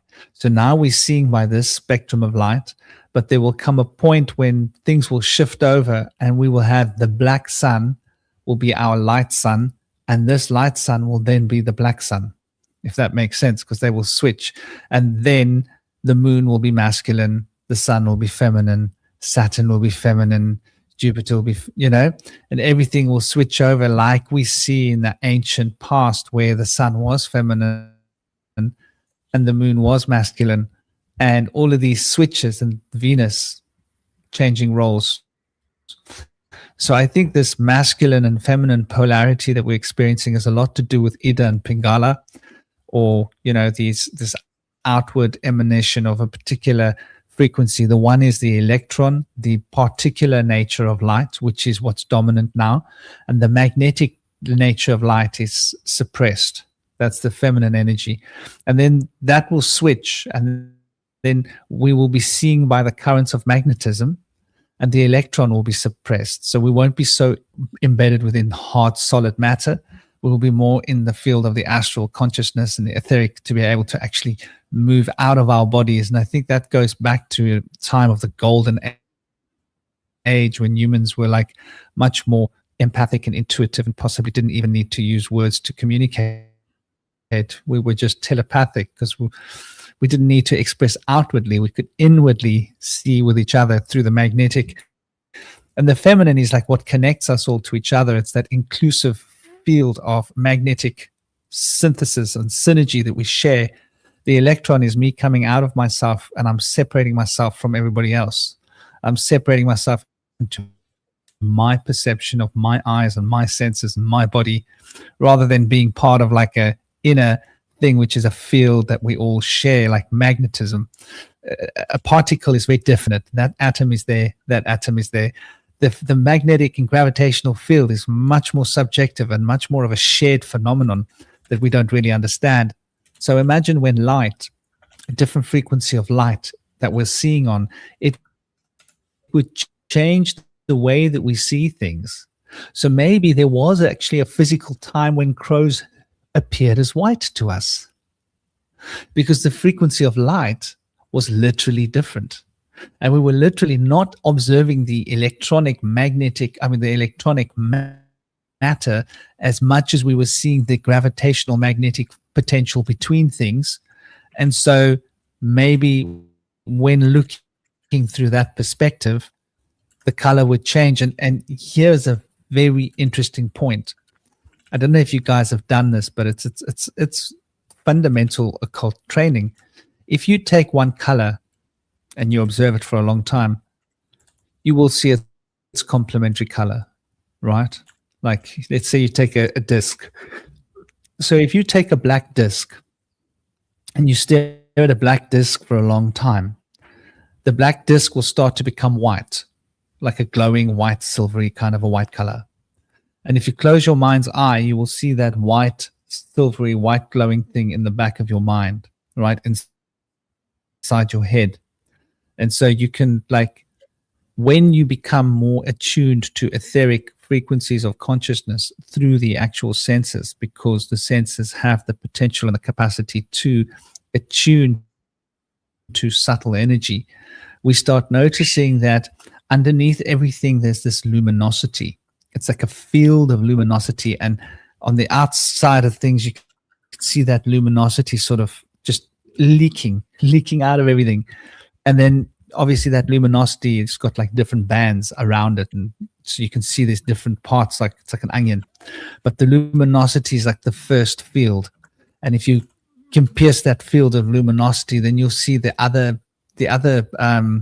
bands of like different substance, frequencies of substance.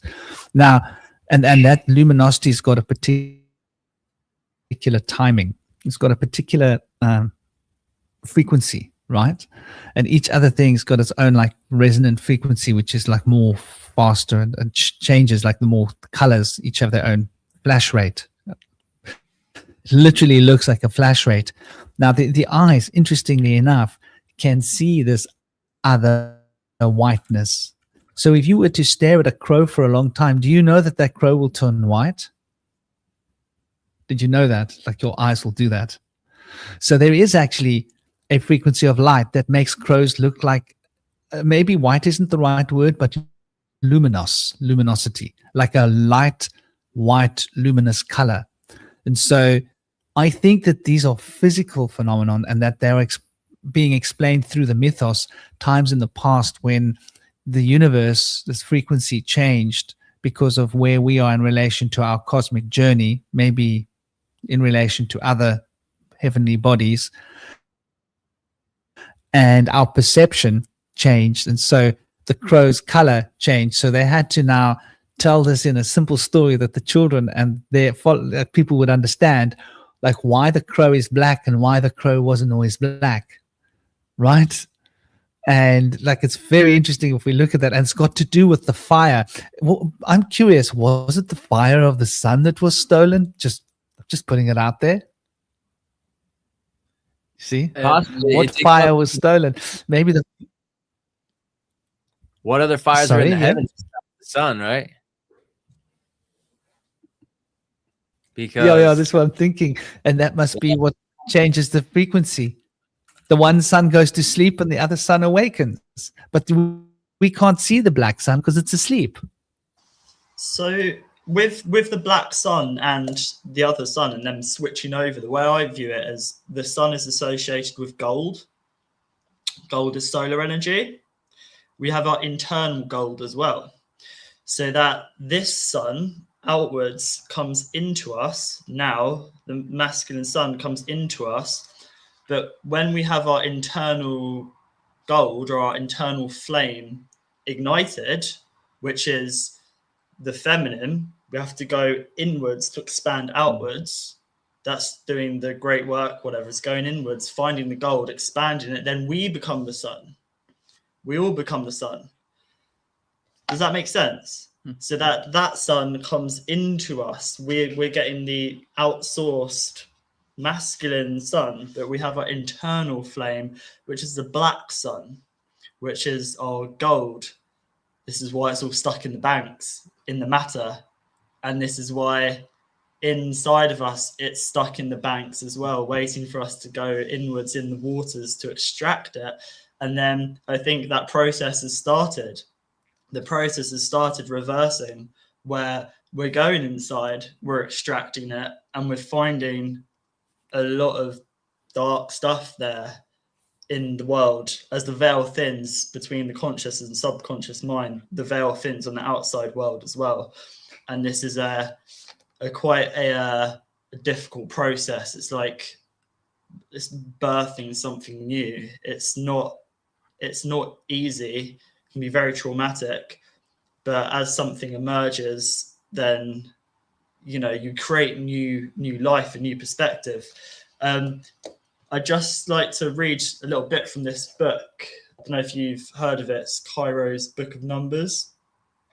I found it. I think it was like a car boot or something for £1 a few years ago. I've never read it, but I started reading it last night, and I just like to read a little bit. So it's about the lotus, and it's about the black sun, which I think is the lotus, and I'll explain that. So now let us return to the symbolism of 7 for a moment.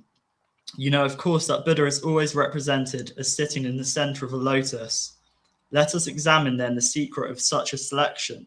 It is not perhaps generally known that the 7 is reproduced in many strange ways in nature herself, and that flowers have not been crossed by intermingling with other flowers, have their outside petals in the number of 7.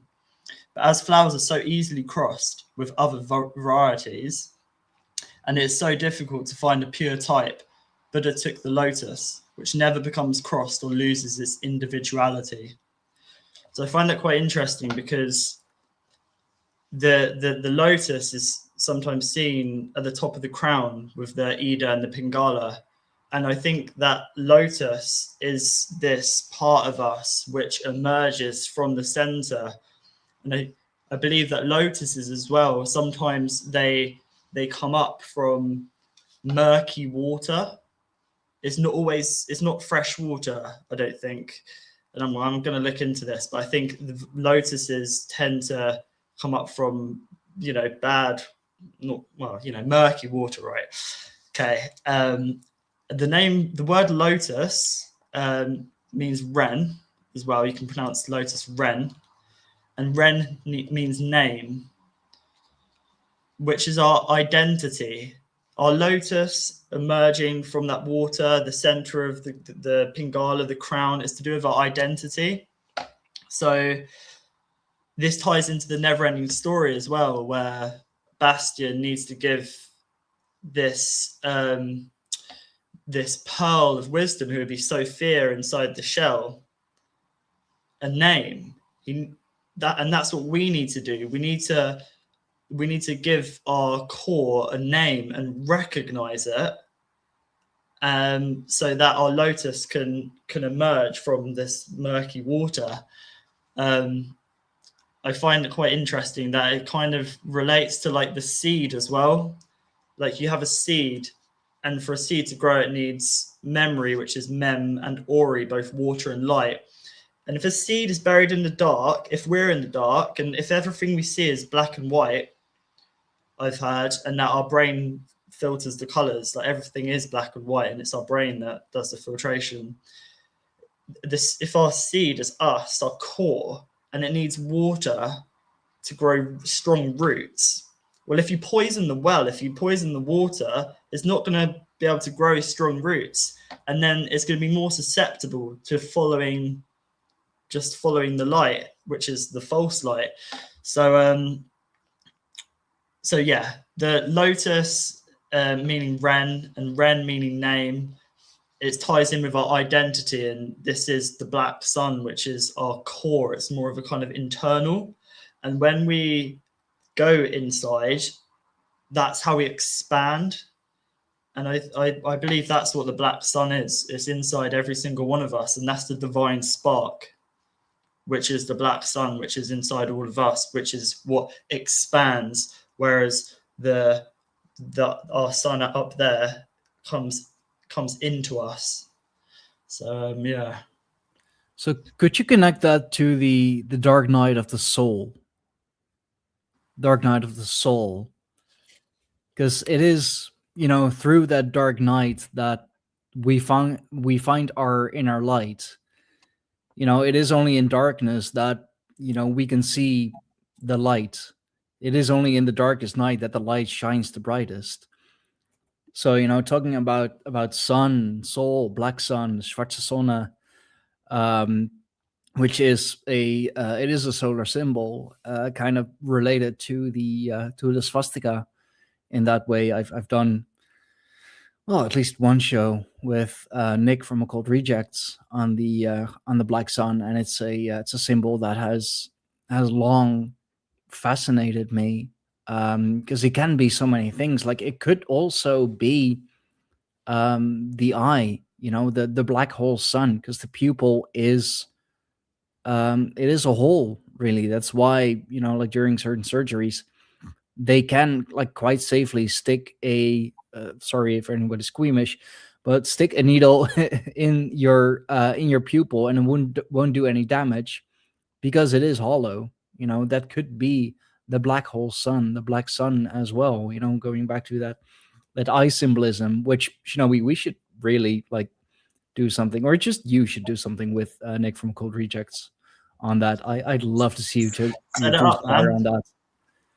Drop him a message. I want to talk to people all the time about everything. So just link me up. I'll shoot him a message. Yeah, for sure. Yeah, and also are you guys familiar with the central sun mentioned by Blavatsky? Have you heard of that, Franklin? I believe I'm familiar with that. So that's another possibility that we can consider, because the central sun is within the Earth and it's accessed through a hole in Antarctica, like the pupil, where Admiral Byrd playing into. And so that's like the Earth would be like the eye, and that would be its pupil. And then that's the central sun within. That black rock. Yeah. Black rocks, the opposite, because it's on the surface, but it may have connections to the underworld. But I think really, like, the central sun is supposed to be revered. And like the story of the Brotherhood of Darkness from Thoth from 36,000 years ago, from a channeled tablet that was never actually seen or found. A lot of people have reported that the stories that were given by Dorian are not consistent with the Hermetic stories. They don't seem to have any of the aspects of the magic or the alchemy, or the astrological or philosophical similarities to other Hermetic works. His work seems to be more related to science fiction that was inspired by H.P. Lovecraft. H.P. Lovecraft mentions lizard people and the hollow earth in his work, and he was a contemporary of Dorial. And so Dorial may have just kind of, like Sitchin, taken some creative carte blanche and was a little bit loose with his interpretations, being influenced by the modern age. And we call this modern cultural translation bias. Those are three types of bias: modern bias, cultural bias, and translation bias. And so we see that a lot when people do these translations, which is why it's really important to see that document or that tablet be translated by other individuals to cross comparison which people are more familiar with the phraseology and the language of the ancients than the others, so they can get a more accurate depiction of what was really being said there. So I feel like there is more ancient legends about sacred gods in the chthonic realm than there is about evil gods. And the evil gods of the underworld are kind of a newer story, retelling of the old story in like a obfuscated way. So it'd be good to question these things, but it's also good to keep an open eye. And there's also schools of thought that suggest that there's different races of people in that realm, and that some of them favor humanity and some of them do not. And so they're at odds, and they're kind of at war with whether they should protect us or whether they should annihilate us. And so there's a lot there. It's good to keep an open mind about these kind of things. It's not good to necessarily jump on one side of the fence, because we're all still learning about these things, But there's there, and there's they used theurgy when they would like call upon a deity and invoke it in order to get the presence of divine powers, or they could use it to ascend or become merged with the divine.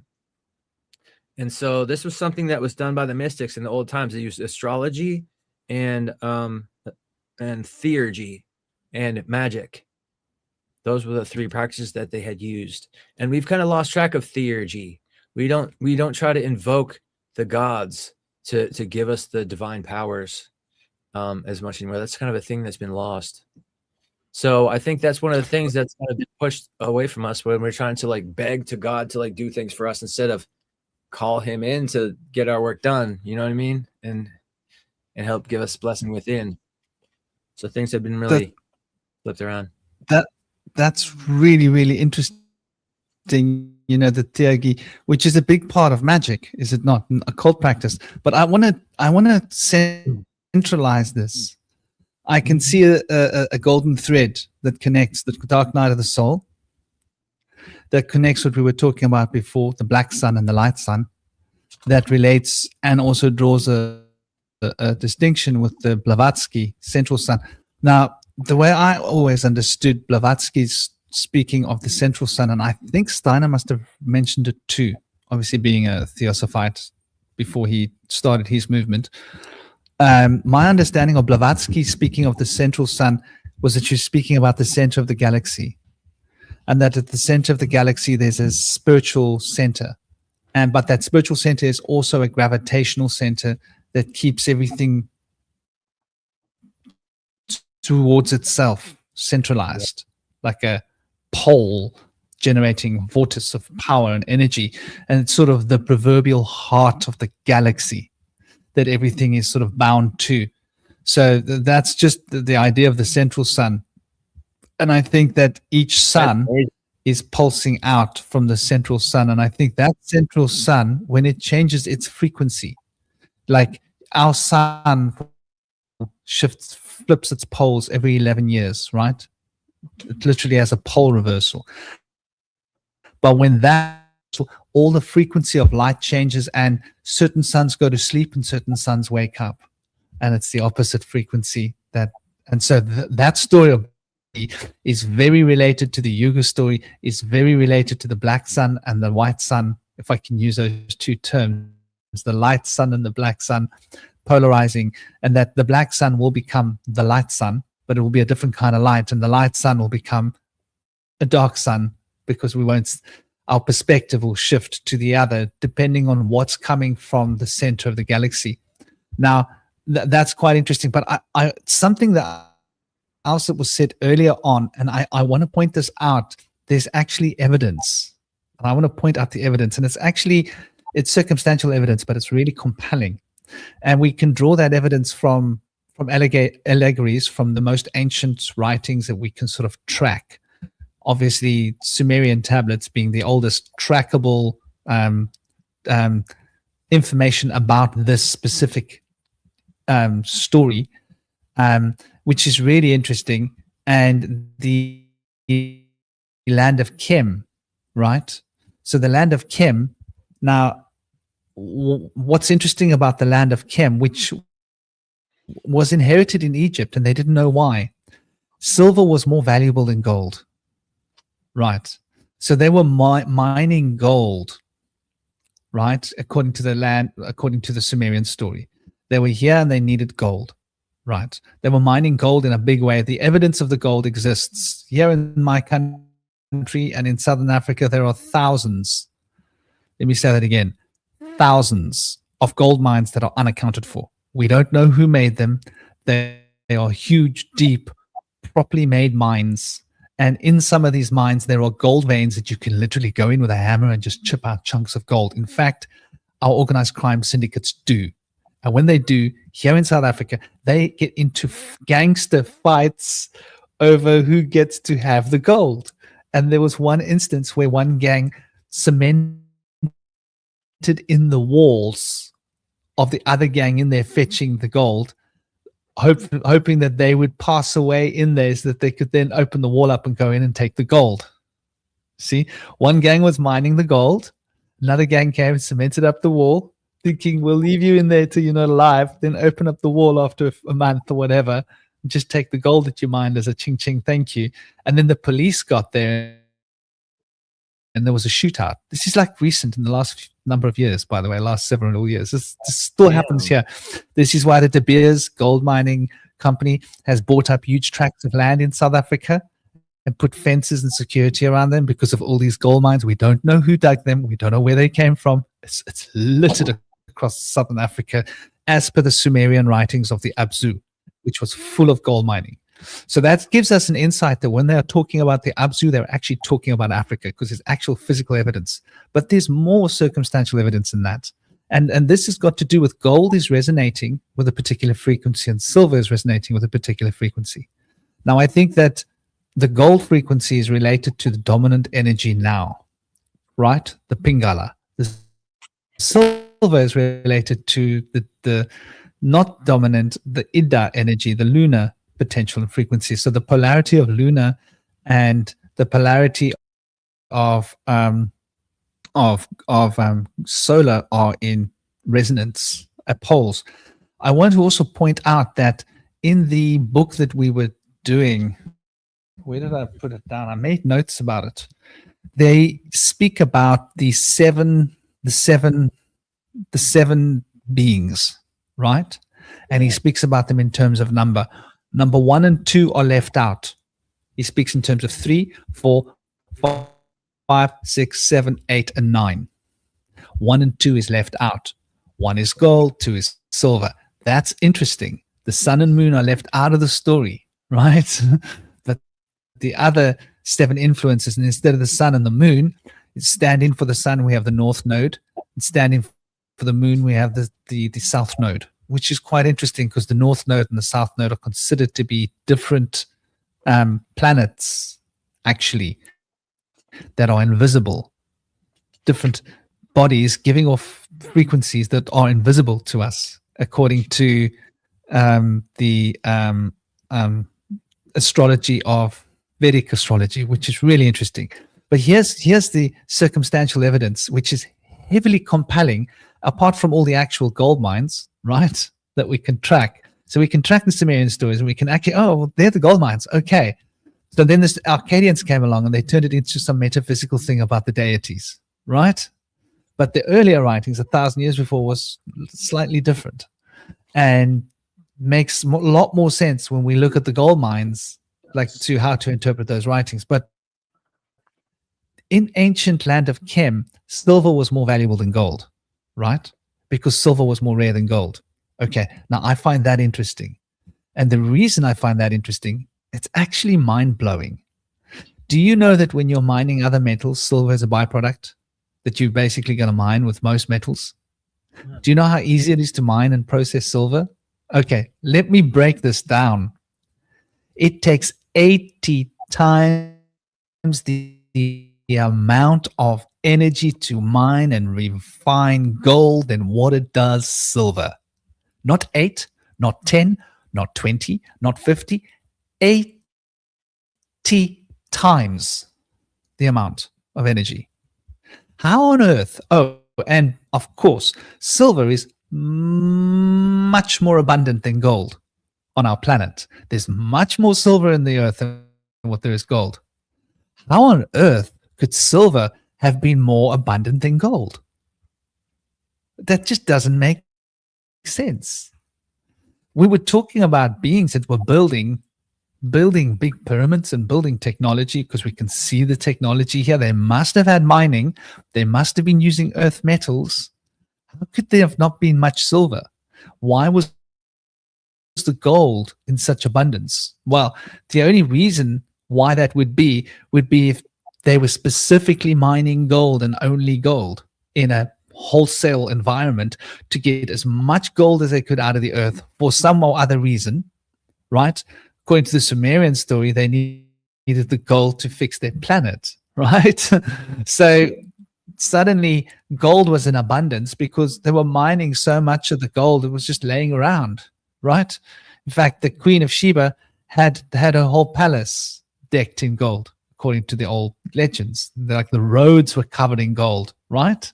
Like that's how much gold there was. And that, of course, is in Africa. Of course, of course, all those gold mines in the southern Africa.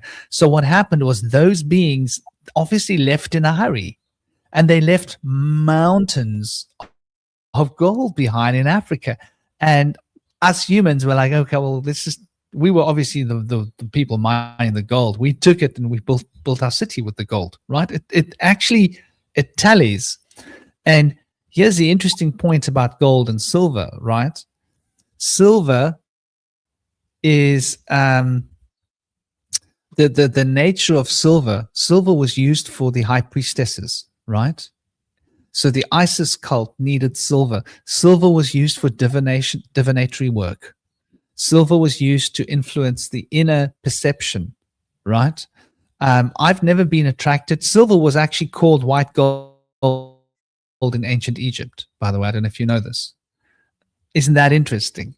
They actually related the metal silver to gold, which they related to the sun, but not the sun. I think that there's mixing up of our mythologies of relation to the lunar and the black sun and Saturn. Even though Saturn is very much related to our black sun throughout all of our magical traditions, I think there's a lunar quality to what we're looking at here, and it has to do with the polarity of masculine and feminine vibratory frequencies emitted from the central sun that hits our solar system and activates certain solar potentials in our solar system, changing the sun's frequency, causing other frequencies to be emitted. Whether it's actually that our physical sun shifts its polarity and starts putting out the opposite frequencies, or whether it's the different sun awakening, whichever of these are true, I think it all points back to the central sun. And with regards to the dark night of the soul, now this is important because Stein isn't here, is he? No, Stein fell off. With regards to the dark night of the soul, this really tallies in, because the dark night of the soul has got to do with crossing the proverbial abyss of the unconscious. And the crossing of the proverbial abyss of the unconscious is traveling out into the unknown, into the dark place, and it's facing all of our shadow self parts. Now, our shadow self parts are a dissidence, and the dissidence is created because we've got an ego which is expressing who we are as a sun, right? And then we've got a persona who is reflecting that expression back in towards ourselves, right? And that reflecting that silver reflection back in towards ourselves causes the dissidence, because in the process of reflecting it back upon ourselves, we reflect upon it, right? And as we reflect upon it, we think about it. And as we think about it, we think about who we are. We think about how we should behave. We think about the way we are presenting ourselves and come across to other people, and we try to reshape our persona in relation to our perspectives of who and what we think we want to portray ourselves as. That's the persona. So we then project back into ourselves a different version of who we are expressing as who we are, as the sun of our beings shines. And so that creates within ourselves a dissidence of who we are being and who we want to be and who we think we are. And that dissidence produces a dislocation within us and a competition of who I think I am now dominate who I am, and then we start to suppress, or even due to our emotional reactions to what we are reflecting into ourselves with, we start to automatically repress parts of ourselves that we feel don't tally up with who we expect ourselves to be and who we want ourselves to portray ourselves as. And in this, there is this disassociation that happens, and then parts of ourselves get sort of cordoned off or walled off, and those parts of ourselves are repressed.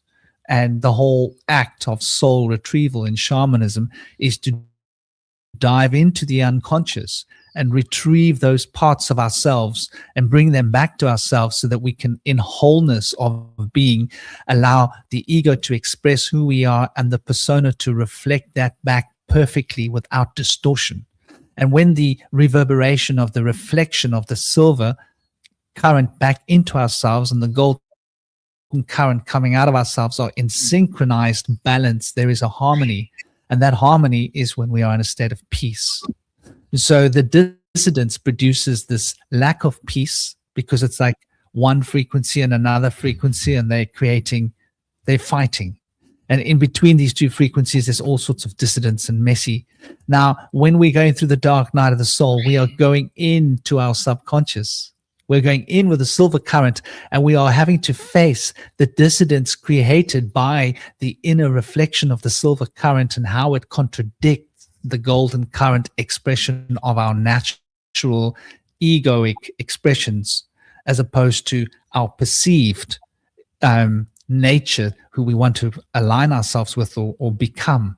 And that is why we tend to not be who we are, and why we tend to pretend to be what we think we ought to be, and why we are always striving to be something other than who we are, because we feel we're not enough, because that silver reflection back into ourselves produces this dissidence, and the whole act of going within means facing that. And that is the presence of the dark night of the soul, and it's because of that dissidence between the masculine and the feminine within ourselves. And so that's quite interesting. And I think, and one of the points, just to finish this off, that really puts the cherry on the top, my cherry, is that the feminine within us is being repressed by our societal attitudes and by our conditioning and by the media and our education. So we tend to be trapped within this pattern, and this pattern is push the feminine down, push it away, deny it, just be the ego. And so we are trying to be the ego and pretending that this persona isn't there. And what happens? The persona gets into a state of dominance because no one's watching the persona, and the persona starts to supersede the ego. And then the persona sits on top of the ego, and now the ego gets confused about the ego's role, because the persona is trying to play the ego's role. So the ego then is left to play the persona's role. Can you see in the world that they want men to play the role of the mother and mothers to play the role of the warrior? Does that make sense? Why they want this dissidence? Because in shaping this dissidence in the outworld world, they make it more difficult for us to traverse the inner field of ourselves because of this juxtapositioning of ego and persona, where the ego should be a sun that's shining outwards and the silver should be reflecting light back in towards ourselves. And what is being shone out should be equity. There should be an equity between what is given and what is received. But the ledgers do not balance. What is received is different to what is being given, and this not balancing the ledgers is creating a continuity of debt. And that debt has got to do with the perception of who we are. And that is, I think, why the dark night of the soul has become such a dredging, dreary journey through suffering. Sorry, that was a long one. That was good. No, also, the quicksilver was said to be representative of transformation. And so it represents Mercury, but it also contains the silver within it. And so I think that transformation that goes along with going into the dark night of the soul, and it's a dark night. By going into the dark night of the soul, they're saying this is going to be a hard time. So you start off that, I think in order to go through this self-transformation, it's usually said that people will have to either go through into rock bottom in life and then want to start over, or into a near-death experience to want to go through into this whole process. So already things have gotten so bad that you're willing to do anything you can to start again. And in the process of going into the dark night of the soul, things even get worse than that. You're in a rough spot. You still got your friends around, but then you decide to transform your ways, and in the process, you push your whole posse away, and you start to develop a new sense of self, and you push yourself into isolation by pushing away your previous associations of people that you were with, that you were involved in a bad lifestyle with. And so in order to change your lifestyle into a new lifestyle, you have to change your crowd that you were hanging around. And in that process, you go into that solitude, and then you feel so lost and isolated and alone, and you're going through all these changes, and you have to cast out all of your assumptions and beliefs. So everything that you knew to be true has to be casted aside, and it's very rewarding in the end. But in order to rebuild your whole world, it takes a whole staggering work to be able to go into figuring out, what do I want to become? And you have to really be determined to become what you set out to be. And so it takes determination and persistence and a lot of willpower to be able to work this out. And so I always tell people, if you want to go into shadow work and you want to go through self-transformation, make sure you really want it, because if you don't really need it and you don't really want it, you might just pull back. And so it's not something that you can easily pull back from once you've casted out your assumptions. You got to reform. You can't just end up in nothing. So it's a tough situation. But once you get there, you have to carry forth. And once you get through it all and you start to rebuild yourself, it starts to become more and more rewarding as you take those steps. And in the end, you're glad that you went through all the trouble that it was worth, because the payoff in the end is really worth it, that you find inner joy within to replace what used to be that inner turmoil that you carried around unmediated within you. And so it's the darkness, it's the shadow, but you bring the light within, and shining that light into the shadow you have to love your demons inside. You can't just try to cast them out and say, or try to hide them away. You have to face your demons, and you have to dance your demons out into joy. And you develop that inner joy and peace. And it's a beautiful thing. And people see that in you afterwards. And it really, people will gravitate to you if you have that inner joy. And sometimes all the wrong people will come to you, try to steal that joy away from you because they're jealous. They want what you have, or they wish they had what you have. So that can be another challenging part of the dark night of the soul as well. You have to come up against these moths that are coming to the flame and learn to protect yourself, which is another part of the journey that's self-rewarding. You learn to have that guard for yourself, that you're going to be able to have discernment of who's the right people to like let into my world. I've already casted out all my good friends that were not the right ones in the end. Now I don't want to let in these people that are coming up to me, and you might be a little bit desperate. I do want to make some new friends. Maybe this one's a good one, but you're going to start to notice, no, this person doesn't resonate with my path right now. So I'm going to have to keep walking and keep stepping on. And then eventually you're going to start to see people that do resonate with your new path, and they're going to welcome you in. You're going to feel that when their understanding of you and your understanding of them, and you're on the same page, and these are going to be the people that are going to be my new tribe. And that's when the real joy starts to begin and pay off big time. That's when things start to blossom.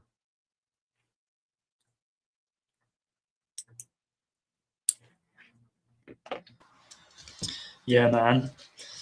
I really resonate with that so much, because as I started sort of not going out drinking every weekend and stuff, it was as I started kind of, I guess, my inner work has been, it's always a process, a journey, but it's been like finding out who we are, where we've come from, where we're going, and where do I fit inside the story.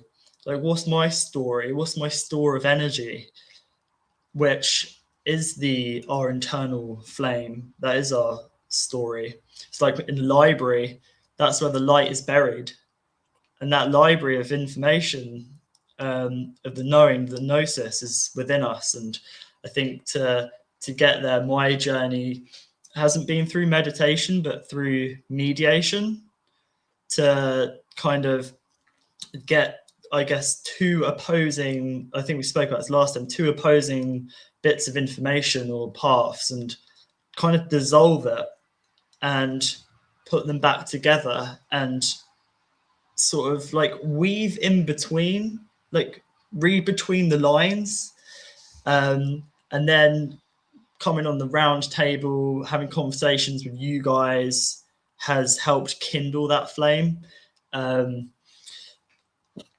I've shared an image. Would you be able to share it on the screen? I'd just like to speak about there's the next one.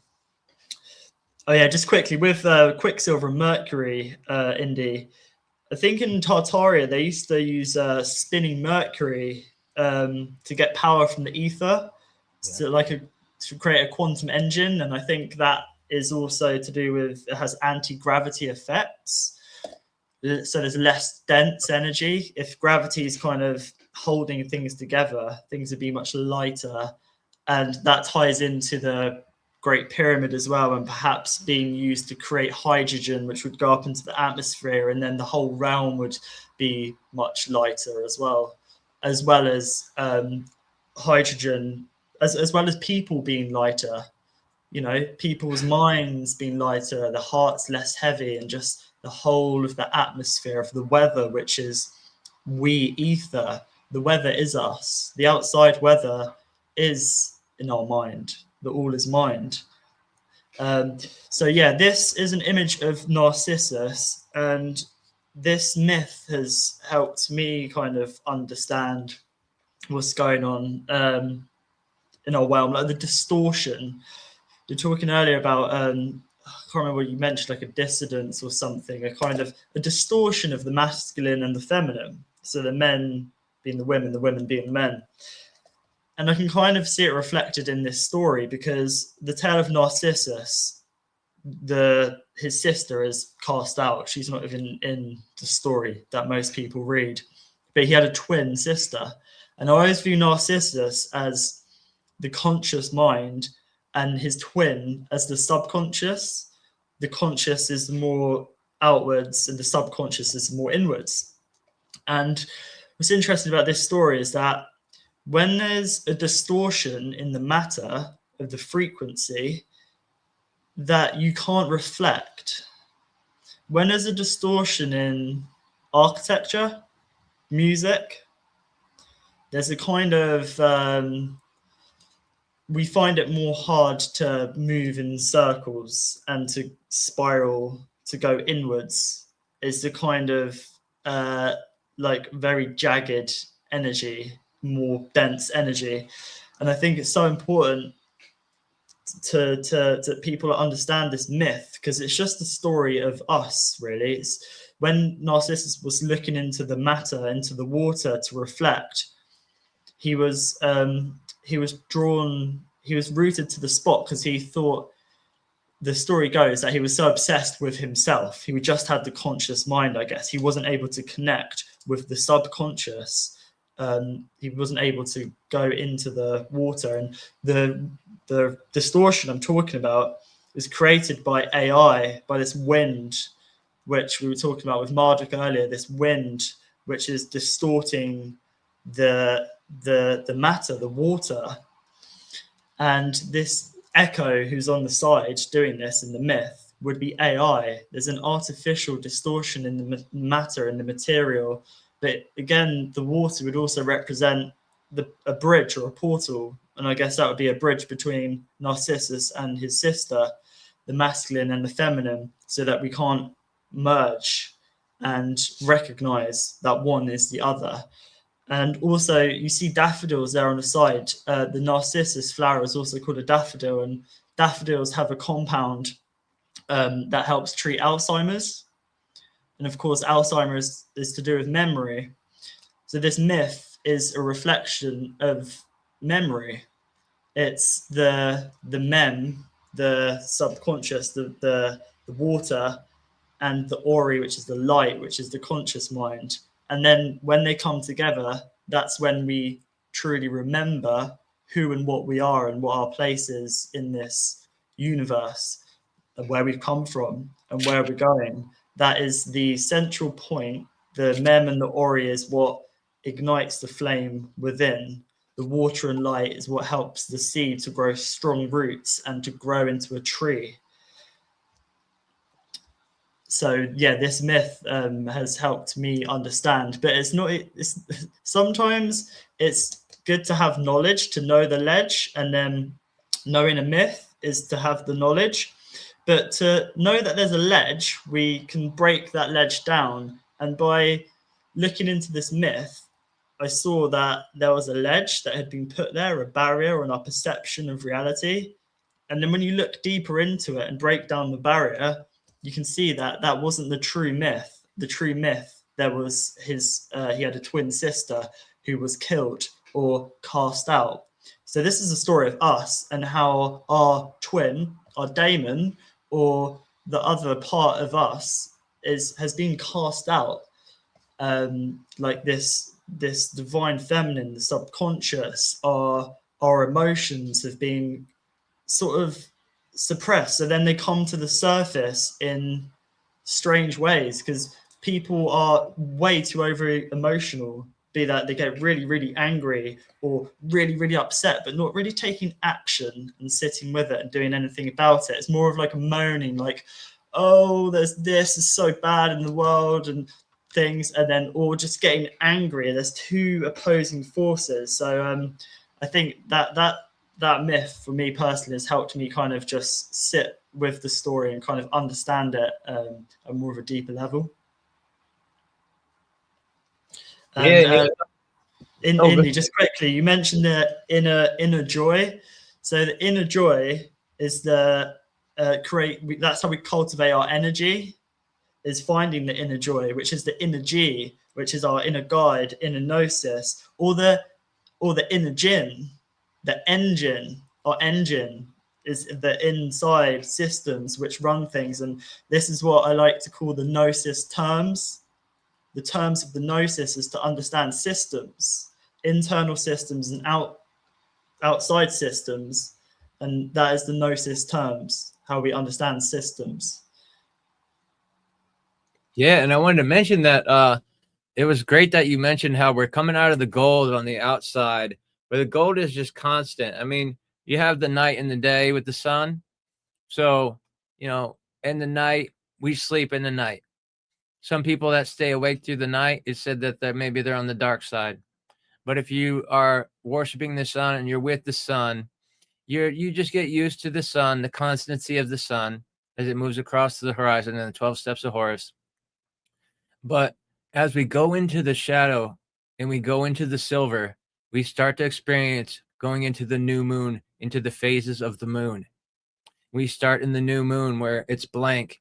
We cast aside everything. We become empty. And we go into the darkness. And we start to bring the light into the darkness. And as the light comes into the darkness, we come into the crescent moon and into the half moon, into the gibbous moon. And then we come into the full moon. And at the full moon, we've reached our fullness. And so through that process, we then are obligated to help others and to guide them into the process of self-mastery. And so that phasing of the different phases of the moons perpetually repeats as we guide others through the process as well. And it helps us remember. You know, that's through those phases. Go ahead. No, sorry, brother. I thought you would stop. Please finish what you wanted to say, dear indie brother. Oh, that was just it. I was just saying, you know, it helps remind us that we're going through those phases. So we're in our minds, we're imagining the phases of our own experience too, while they're going through their phases. You know, I think that's so on point. And this Narcissus story is such a, it's such a on point heavy hitter concept of, and it sort of all really ties into what we're talking about, like the sun, the black sun, the ego, the persona. Now that in this story, look at this image. This image basically captures the story so beautifully, right? So here's the ego, right? And he is obsessed with his own reflection, right? He's obsessed with his own persona. But what happens is, in the idea of the story of Narcissus is that wouldn't have a lover. Narcissus was very beautiful, right? And Narcissus rejected having a lover or a suitor or a relationship, because Narcissus found every other human being to be lacking, right? He has a very important point, right? Found them lacking. And because of their own vanity, they were cursed by the gods. And in that curse, they ended up falling in love with their own reflection in the water. And that caused them to become decrepit, old, and pass away. So what is that now in terms of the psychology of us, right? When we are self-obsessed, when our ego becomes so self-obsessed because it's denying our own reflection, we start putting, there's this dissidence, and the self-defense mechanism of the self and of the consciousness is to point that outwards. So we don't generally reflect that within ourselves, because that's a form of depression and it's got its own mental illness, but most people point that outwards. So we basically become hypocrites. I think this is a story of hypocrisy, right? We point fingers out and go, look at your fault. You're wrong. Your fault there. Look at your fault there. And all those faults that we're seeing in other people are the faults within ourselves that we haven't acknowledged, because this is how the shadow works. When that dissidence becomes pronounced and we cannot acknowledge how far our reflection is from who the true us is, that dissidence is such a powerful polarity. For us to bridge that gap is to acknowledge that we are not perfect. And the ego doesn't like that. So the ego then points outwards and says, well, all of the dissidence is actually not inside me, it's inside you. It's inside you. It's inside you. And what happens is everybody outside gets rejected. And the reaction then is to say, well, I'm going to pretend that my persona is perfect, right? And I'm going to fall in love with my own. This is narcissism, right? Like, my persona is perfect. Every fault that I can see in my persona is not my persona. It's this one. If you notice a fault in my persona, it's your mistake, right? And that dissidence, what does that do to your prana and your life force? It blocks it, because your life force wants to flow through the parts of you. So it's like saying that you're gonna, okay, I don't like that part of my body, I'm gonna stop the circulation going there, and then it stops going there. Oh, I don't like that part of my body. Then sooner or later, each part of that body is gonna die, right? And when enough parts of that body dies, does not alive anymore, then the circulation as a whole won't work anymore, and slowly but surely the whole body will just pass away. Well, spiritually and psychologically, this is what's happening due to the dissonance between the reflection in the water, right? And then the only thing that is left is to become obsessed with that reflection, right? Because now we need to tell ourselves that everything that we've done has not been in vain. And so I think like this is such a beautiful story that embodies the persona, becoming obsessed with the persona because of the denial of this persona. And what happens is that persona is then manipulating us. What does it mean to become obsessed by something? Well, it means that that thing is controlling our lives, right? Become obsessed with alcohol. The alcohol will control your life. Become obsessed with a woman, she will dominate your life. Become obsessed with your career, it will control your life, right? You got to have a balance in life and not be obsessed, because obsession means possession. They're basically the same. So he's becoming possessed by his reflection, and that possession is that the persona is taking over the ego, and the ego is then becoming obsessed with the persona, and everything else is just denial. And what is the word denial? Denial is the source of life. Denial is to reject life, to reject life force. And the more we reject life force, the weaker we get energetically until we no longer exist. So I think it's such a beautiful myth. It is, and I never knew about the twin sister. That's really interesting. I could maybe elaborate on that a little bit. I feel like potentially he found the beauty in his sister, in his twin sister, that he saw in himself, and he might have been focused on her and fixated on her. Maybe noticing that she reminded him of himself, and that other people didn't really have the qualities that they had. And so he might have even yearned for her, but she may have pushed him away. And so he was left with himself, but he was content with that, because himself also reminded him of his sister. And so it was like a dual entendre where they were both kind of wrapped within this obsession, and it was so dysfunctional. In many ways, like in the sense that she may have rejected him, and then he was pushed himself into isolation as a result, and he then saw people as lower than them. And so it's really interesting how it all plays out when you add the twin sister into the narrative, because it makes the story a little bit more dynamic than if it was just him. It seems like kind of lonely if it was just him out there, really. But when the sister involved, it's almost like he has that conflict in his heart, and then he has to dwell in that and come to terms with it. And through the process, he takes himself to comfort himself by his image that maybe reminds him of her. So it can get even deeper when you add that part to the story. So thank you for adding that. Yeah, man. I can't help but think of the inner child as well when I think of Narcissus and the separation of or like narcissism. I think it stems from a stuck inner child, which happens through trauma or drama and a distortion, so you're not able to access your inner child. I mean, it does come out, but the shadow comes out, if that makes sense. Whereas the divine child is the more of it's wisdom. Come on, children are wisdom. Children are wise, right?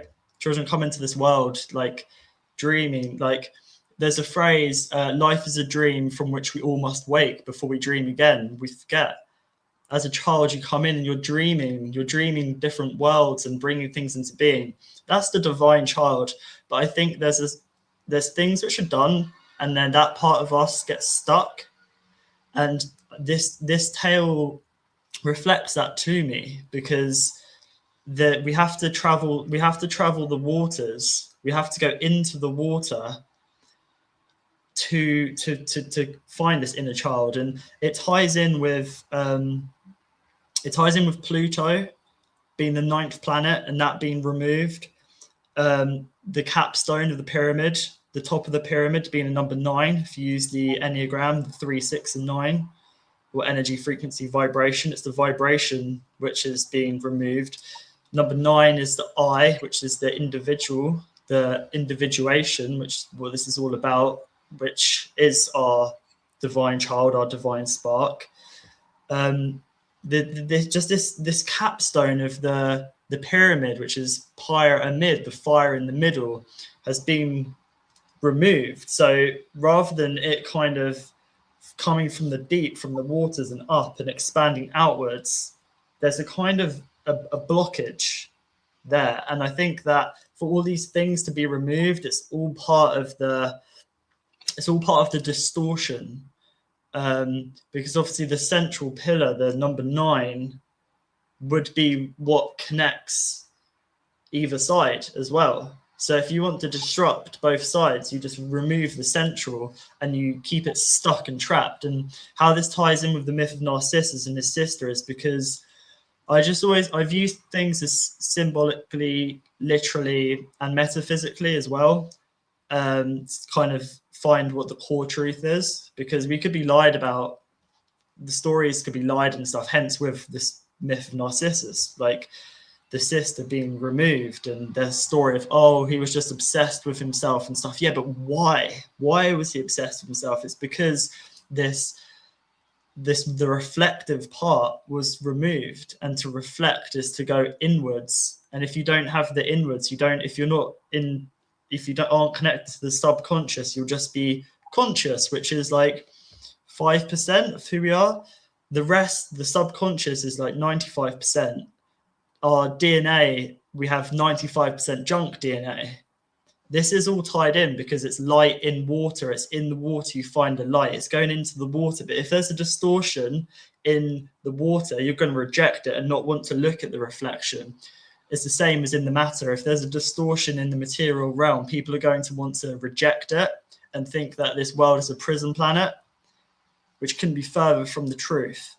This isn't a prison planet. That's one potential, but it seems that there's very clever things done to distort reality to make us think that we're all trapped here and that, you know, our Lucius is recycled and stuff, rather than it just being like it's a place to learn and to grow and to go outwards. We need to go in, not just constantly going outwards and outsourcing stuff.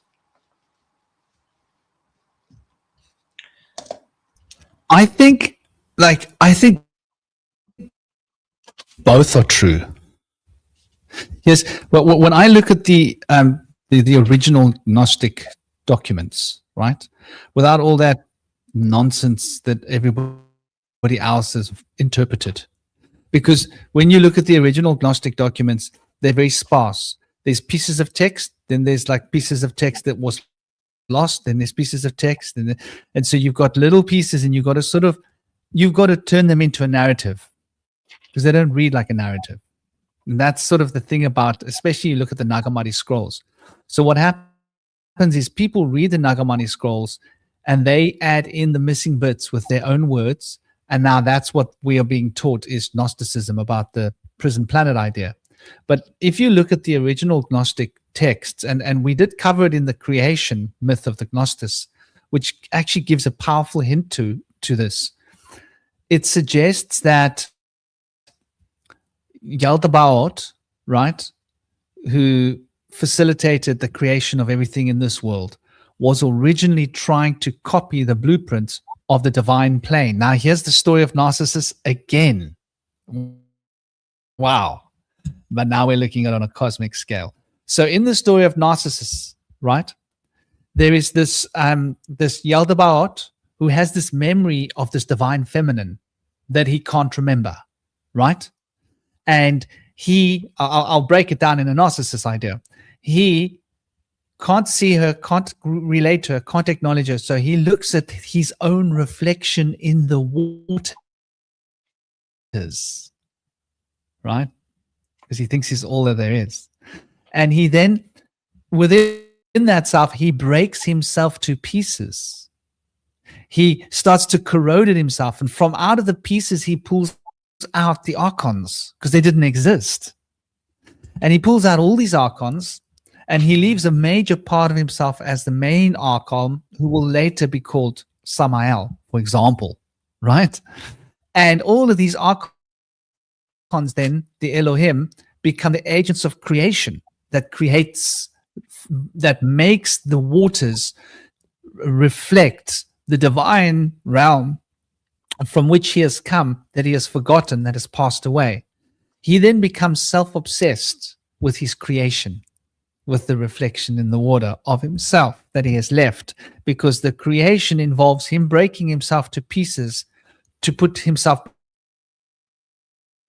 back together externally as the creation of the world that we experience. His obsession with this becomes the undoing of Yaldabaoth. However, here's where it gets interesting.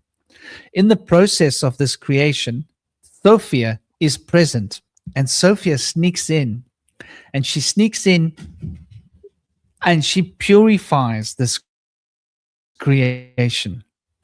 So this creation was created like a prison world. It truly is a prison world. However, when he wasn't looking, Sophia came in and put the divine spark in humanity. And in the process of her putting the divine spark in humanity, she left a purifying potential within this prison world, so that this prison world now has the divine spark of transcendence into the divine kingdom. So this prison world now has become the school of returning back to divine, because it is, like you say. So I hold both of these ideas in my consciousness simultaneously, because that's how I interpreted those Nag Hammadi texts of the creation, the Gnostic idea, which is why I'm always shooting down all this Gnostic nonsense, the TikTokers and the YouTube shorts, and everybody talks about Gnosticism, but they have all read the other people's interpretations. They haven't actually really interpreted for themselves fully to recognize and realize, hold on, what is the implication? Why does Sophia come back here? And when Sophia comes back here, she actually starts to play a role here, and she gets a different name and a different form in her form here.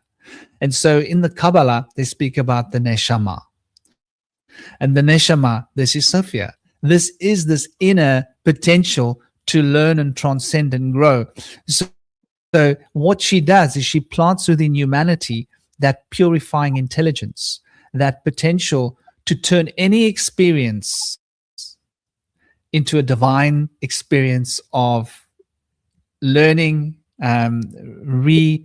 recapitulation towards the original state of being, which I think is the human goal, to reach back to that original state of being where there is the peace and the awareness of transcendence and understanding the multi-dimensional fractal universe that we are an expression of, sort of like a miniature imprint of this big universe, like a little piece of it, like a drop of water that really holds all the qualities of water, but it's just a little drop, but it's the same water as in the big water, you know?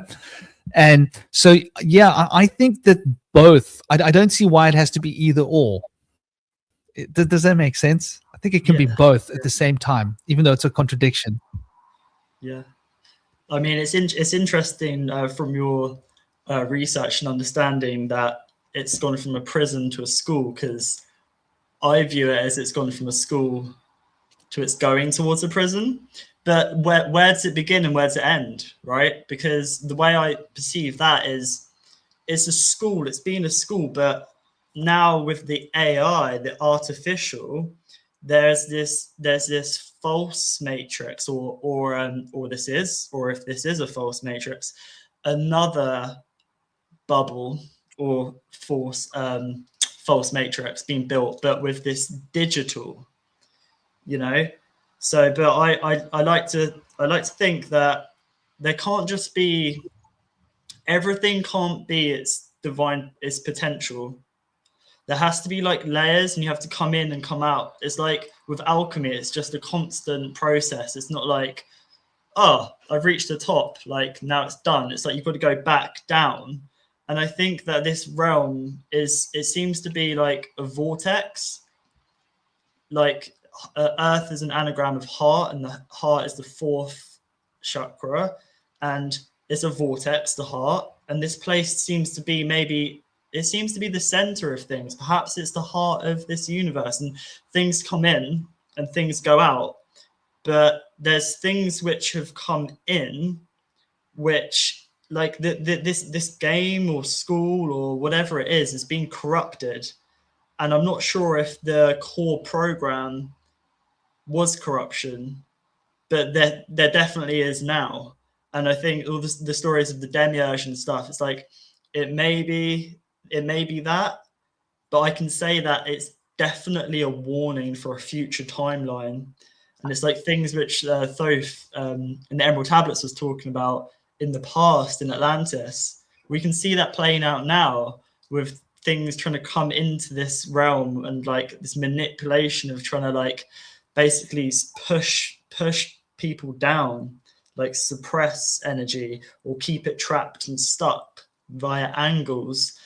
So yeah, perhaps it was a prison and a school, then a school, then a prison. You know, either way, I think we can look at things that have happened in the past and where we are now and where we're going with the future, that it seems like the material is trying to be turned into a prison, like with this AI, all-seeing eye everywhere. Like here in the UK, have people in government who are saying they're basically trying to expand prisons so that the prison is the whole of the UK, that everyone's observed and watched all the time, like Orwell spoke about.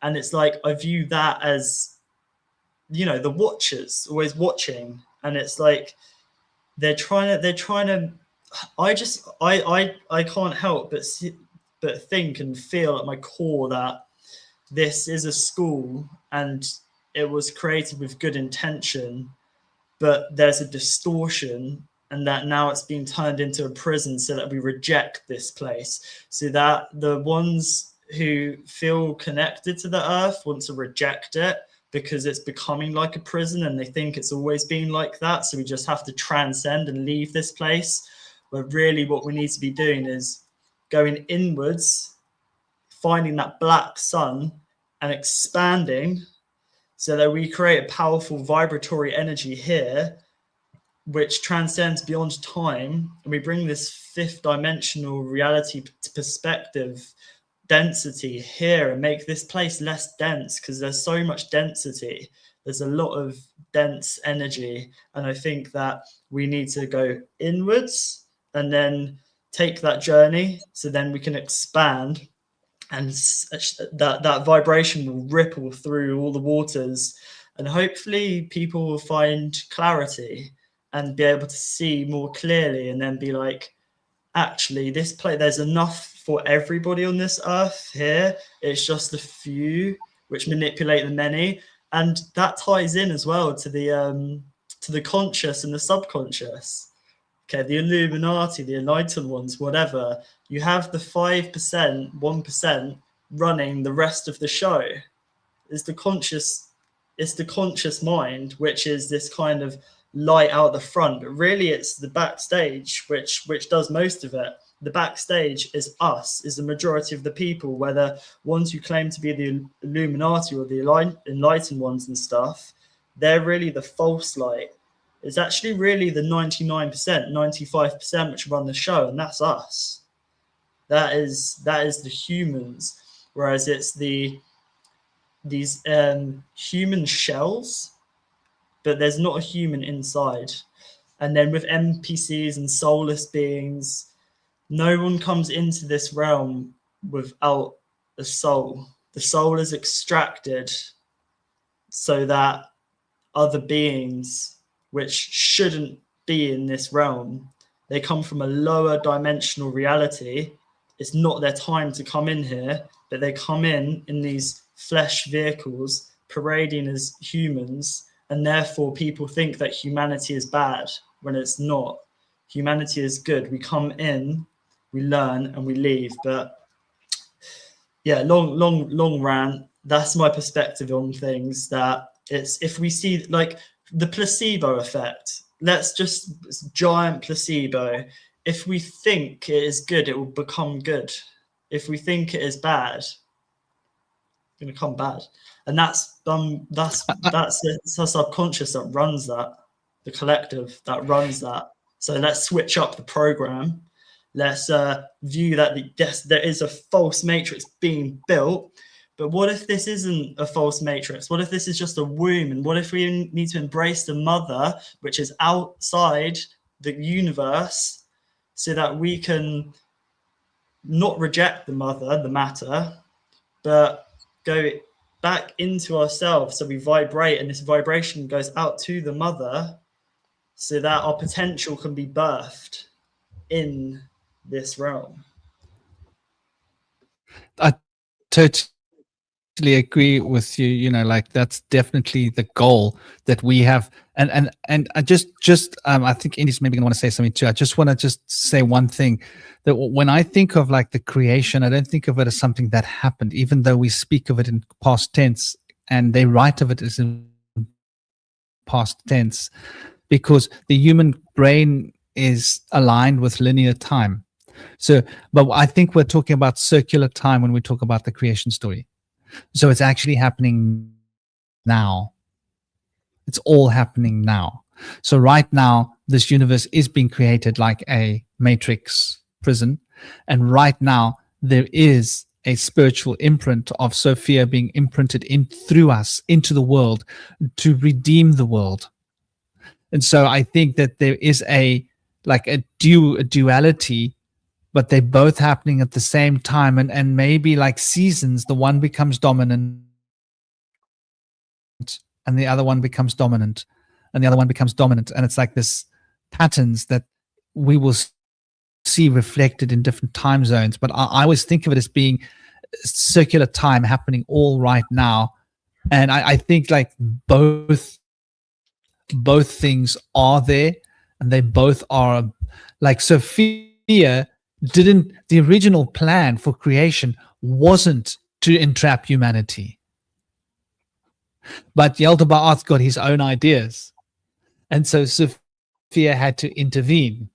So you can see how it started with one, then the other, then the other. But they're both happening simultaneously. So I think there's this absolute duality here that seems to be like a big part of it. And interestingly enough, the story of the fallen ones, or the Igigi or the Grigori, that seems to tally up as well with the idea of turning this place into a proverbial control matrix place where humanity was sort of controlled. And I think it's like a cyclical nature of time that we have to relive our traumas, the same as somebody with a psychological trauma relives their traumas periodically and psychically. I think we're as a planet doing that. Indy, brother, was there something you wanted to say? And your lights, is your electricity turned off or something? Yeah, the sun's about to come up, so I want to see the twilight. It's a sacred hours. But I wanted to mention something about, in the comments, they mentioned about what you're saying is amazing about the heart-centeredness. And I also want to elaborate on that as well. And I want to thank you for mentioning all that, Shinobi. And I think it's part of the process of self-mastery. We all start in a process where we're in mind-centeredness and we're kind of pushed into that societally. And the mind plays tricks on us. And so the mind will lead us into projection through denial. And so we don't really focus on our heart space, where the heart's saying like, oh, we're in pain, like we're carrying all this hatred and it's making things hard. It's making it hard for me to beat and keep my rhythm. And it's torture. But the mind drags the heart through that stuff as long as we let it. And the heart's always there to remind us that this is a burden. This mind is a burden. This denial and this projection, blaming other people for our issues, is not helping this heart heal. And so when we finally start to go into that self-mastery, and we start with self-understanding and go to self-forgiveness, and then we start to open up that heart space and start to deal with what's considered to be like a can of worms in there that's been stagnating in there for a long time. It's been suppressed. And so when we start to open up that energy, it's a handful, but it's really worth starting to deal with that, because you have to do that at some point in your life. And they say, if you don't open your heart before a death, that you've lost your chance. And it's a really beautiful process. When we do that, we go into the heart space and we develop compassion from first becoming compassionate to the self, and then becoming forgiving to the self. And then we start to see others that way. We start to say, oh, look, I was in a way where I was in denial and I didn't even know. How many other people are struggling with this right now? Now I feel like I could help these other people heal their hearts. And so by healing ourselves, it kind of drives us towards the push to be able to guide others to healing themselves as well.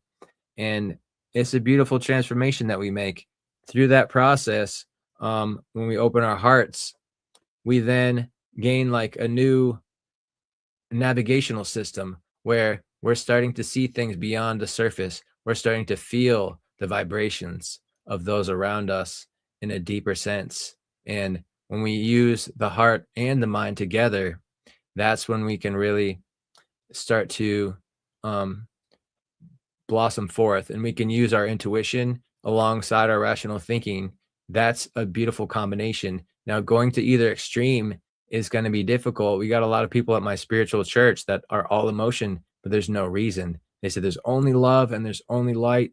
And they said nobody ever has to forgive anyone else because nobody could ever do anything wrong. All mistakes are good. And I think to myself, really? I think all of the relationships I've ever had in my life, if there was ever conflict, without forgiveness, it was never going to last. It was going to be a self-destruct.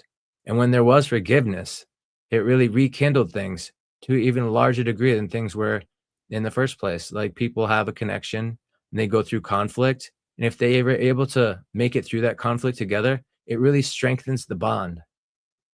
So I feel like people build resilience through that, and then they get a deeper sense of connection through the ability to find forgiveness and be able to reconcile the conflict. I think that's a big part of being able to have a person that's going to be able to have that resilience to be able to step through difficult times and come through on top through support and love and compassion. You know, I think this is more. Sorry, brother. I thought you had ended there. I think this is why they need to separate us from each other. Why they need the women and the men at odds. Why they need racial conflict. Why they need class, financial class conflict. Why they need political leftism, rightism. Why this entire paradigm of polarity is being used to enslave us.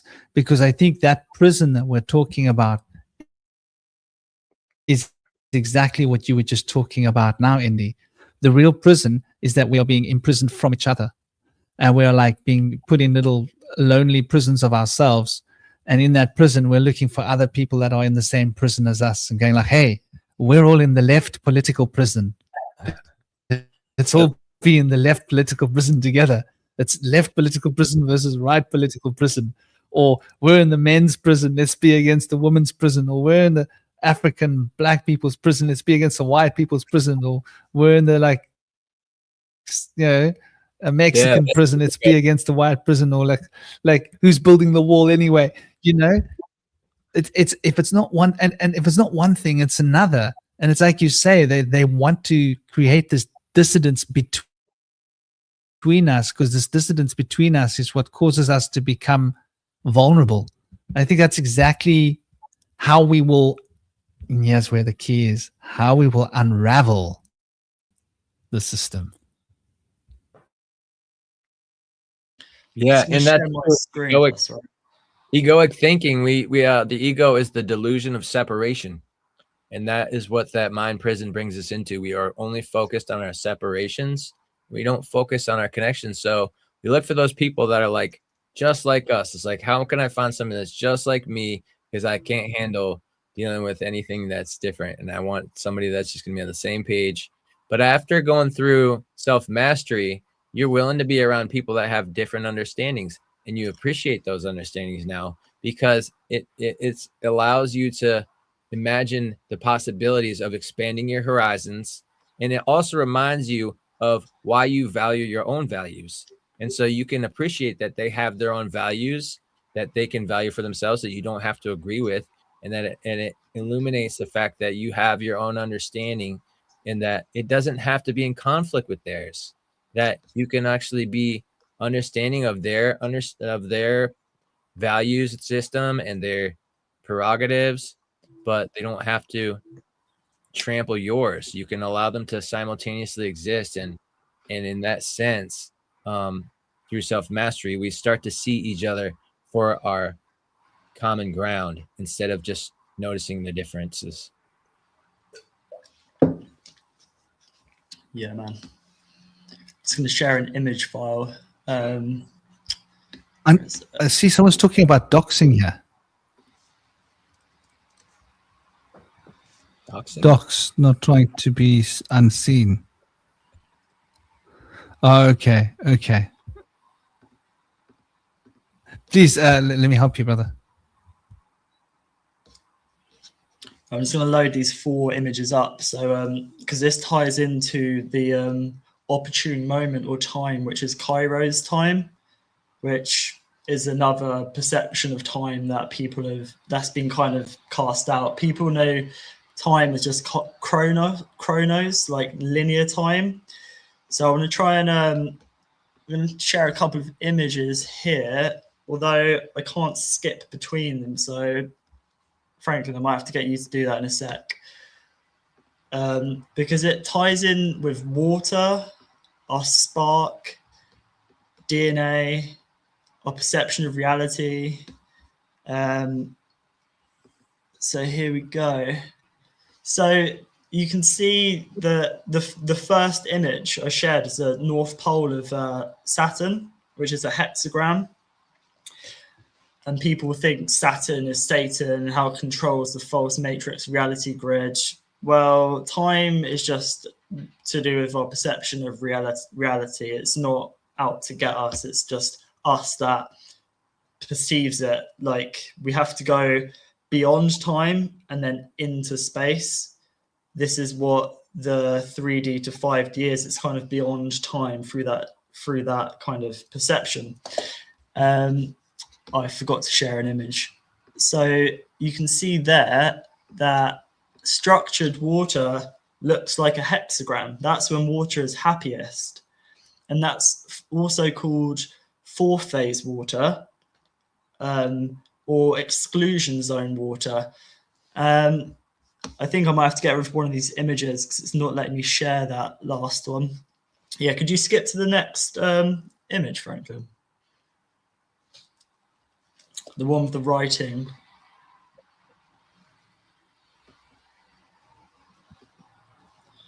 So yeah, exclusion zone or easy water. My screen was going all over the show. I had to try and get it right. Yeah, so it's also known as fourth phase. We have the heart is the fourth chakra. So the number 4 also relates to number 13, which is associated with Mem, which is, of course, water as well.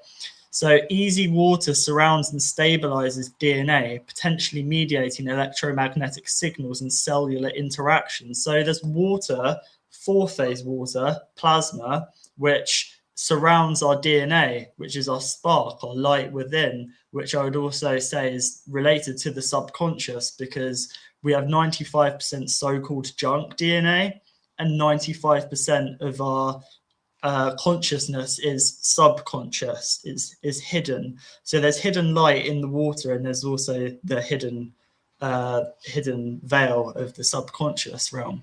But I just find it's very interesting that the North Pole of Saturn is a hexagram, because that's a very powerful symbol and energy. And I just view this kind of perception of time and Saturn as more Kairos, which Kairos is more flow time, and Kairos is more the kind of mercurial. There's images of him where he has wings on his sandals and he looks exactly like Mercury. So this is the wisdom of water. If Saturn is Capricorn and Aquarius is an air sign but the water bearer, well, Capricorn is a sea goat, which is the earthly realms and the water realms. So I think that it really does help to shift our perception of reality if we kind of understand the different phases of water. You have gas, solid, and liquid with water, but then you also have fourth phase, which is a plasma. And I think that this fourth phase water is what transcends, goes beyond time and beyond space. And also because it coats our DNA, I think if we recognize the plasma, which I just view more as this Tiamat energy, this more kind of ionized water, which is plasma, which is consciousness, but it would be more subconscious because it emerges from the water. I just wanted to tie in those threads. And also with Nemoto's experiments, on one of the pictures, it shows that, you know, abracadabra, as I speak, I create, or as I create, I speak, you know, whatever. When we're speaking, it's very powerful. So as we speak, we create. Like it comes in, like thoughts is the force which is all around us, water. But then this water comes into our cup, our mind, and we can let it sink into our mind or sink into us. But there's a stagnation where people don't filter it with their heart. They just let it sit in their mind. And then this energy can become very stagnant and heavy and weigh them down. It's important to have the reverse osmosis filtration with the heart, with this vortex energy. And then that's the synchro. And then the mystic, the synchro mystic, is with our wonder, our wisdom of the knowledge of the mind and the intuition of the heart. Then as we speak with intention, we can create anything in reality. So I think that water is something that's been really overlooked, and you know, it's just it just never ceases to amaze me, like the magic of water. The more and more I look into it, I'm like, right, okay, like, so yeah. I thought I'd just throw that out there because Saturn is, it annoys me when people say, oh, Saturn is Satan and controls the false reality grid. It's like, well, what if like there's a potential there that is water, because there's waters all around us and it picks up on vibration. But how are we vibrating? Because the water is going to pick up on that, and really it's not any external forces which are responsible for that, but ourself, our own self, by going inwards. And there is a program to stop people going inwards that we've been talking about. So yeah, I'm just going to bring this up because the water has so much depth And it's like we need to start going into it so we can pull out of the water all these mysteries and reveal them to the world. Yeah, this reminds me of what you mentioned earlier with the Antichrist, and I feel like the Christ wanted us to go within and use the body as the temple, but the Antichrist wants us to focus on the external institution and the external God outside of above. So I feel like that was a good example that you mentioned earlier that really ties back in with this going inside and finding the love within our hearts and stuff, instead of trying to be distracted by the obfuscation of that and only looking on the outside. But I feel like we all kind of do that for a long time until we start to realize that we can look inside. And a lot of people don't ever get there. And people in the mainstream, they're not really brought into that line of thinking. Yeah, that's very interesting talking about water. I hope I've got the screen right. They've changed some of the things about StreamYard lately with an update, and it doesn't look and flow as nice as it used to. But I've got something here which is quite interesting, and it's something that I read about like some decades ago, and I'd got some new age ideas related to it that I was like, yeah, I'm not sure where to go with it. But because we're talking about water, I think it's quite relevant. And the idea is really quite simple. So deep within the water, you've got a water molecule that's called H3O, which is basically, it's got the hydronium. It's a form of hydronium with hydroxides within and this is found within crystal lattices of minerals specifically, which is quite interesting, crystals. And it's a super ionic state of water, H3O, and it's found deep in the earth. And it's got to do with the, you got hydroxide, which is HO, which is like highly acidic, as far as I know. Or no, sorry, that's highly alkaline. Let me get this right. And the hydronium water, which is H3O, which people were talking about, that's like the long life water. I don't know. But whenever you get water that comes from distillation, you get hydronium ions in the water. I don't know if you know this, right? So it's quite interesting that a lot of our water now has got more of the hydronium ions in it. I think it might be a natural thing that happens after the rain and precipitation, because that's a form of right, what we're talking about. But yeah, so because of pressure and because of different factors in the earth under the deep within the earth, the anhydrous minerals like ringwoodite and wadzilletite start to imprint onto the water, and the water actually changes its ionic state. And then the hydronium, when the water's in these crystal lattices we're talking about, ringwoodite and wadzilletite, it actually gets affected by the hydronium, and it disassociates the water into the hydroxyl, the OH groups, and then creates a hydronium group. So the one is like negatively charged and the one is positively charged. And this is quite an interesting concept. Like, it just gives us an insight into just how malleable water is. Yeah, that reminds me of right? deuterium. We think of water as being one thing, but water's got characteristics. Have you heard of heavy Yeah? water? Or it's heavy water, I think, or Salt. It's got salt in it, is it? It's hard heavy water. salts.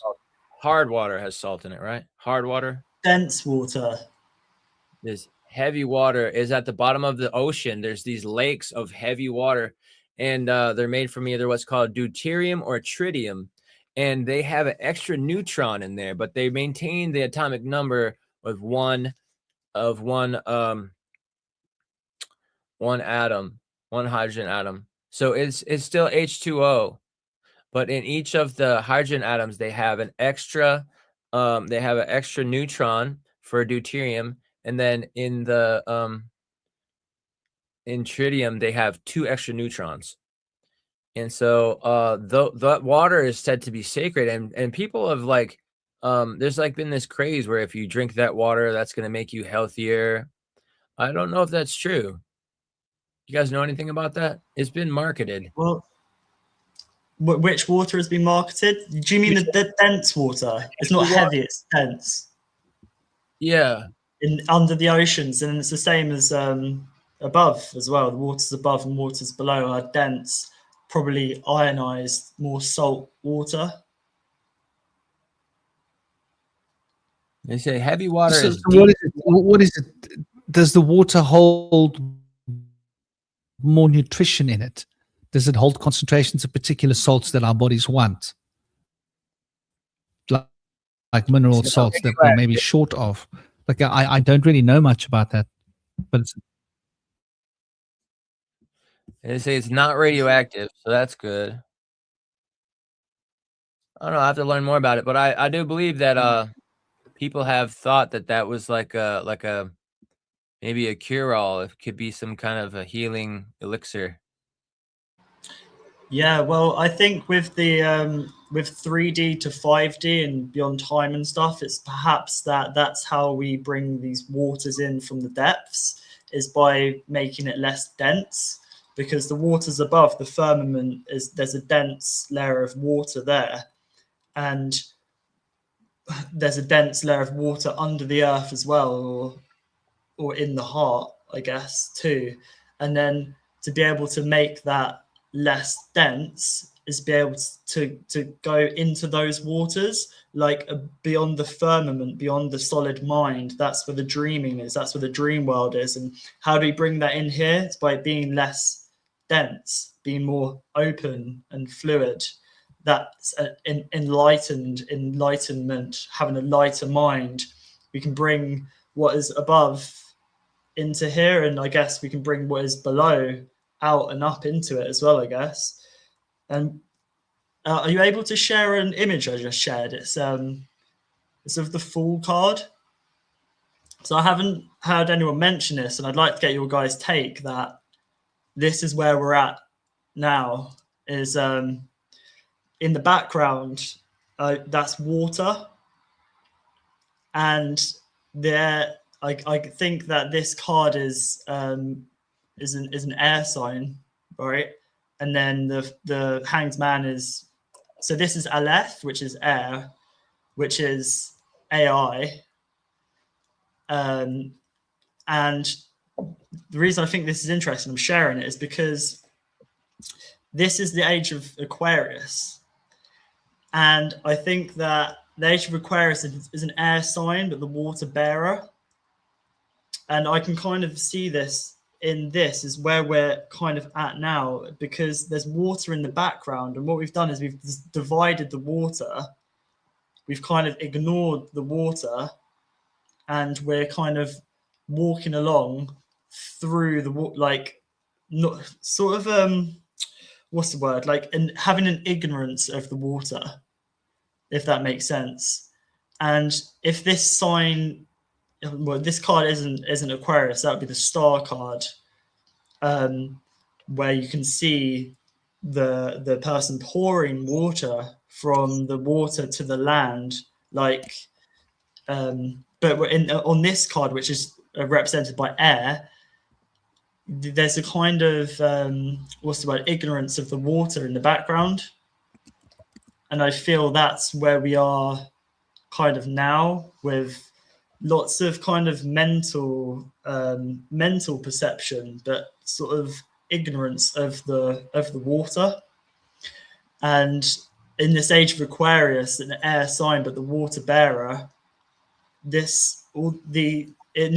stuff needs to come into the mind first through air, through our mind, but then that's how we kind of bring bring the waters back, not by just using the water, not just intuition, not just the heart, because some people do that. They want to ignore the mind.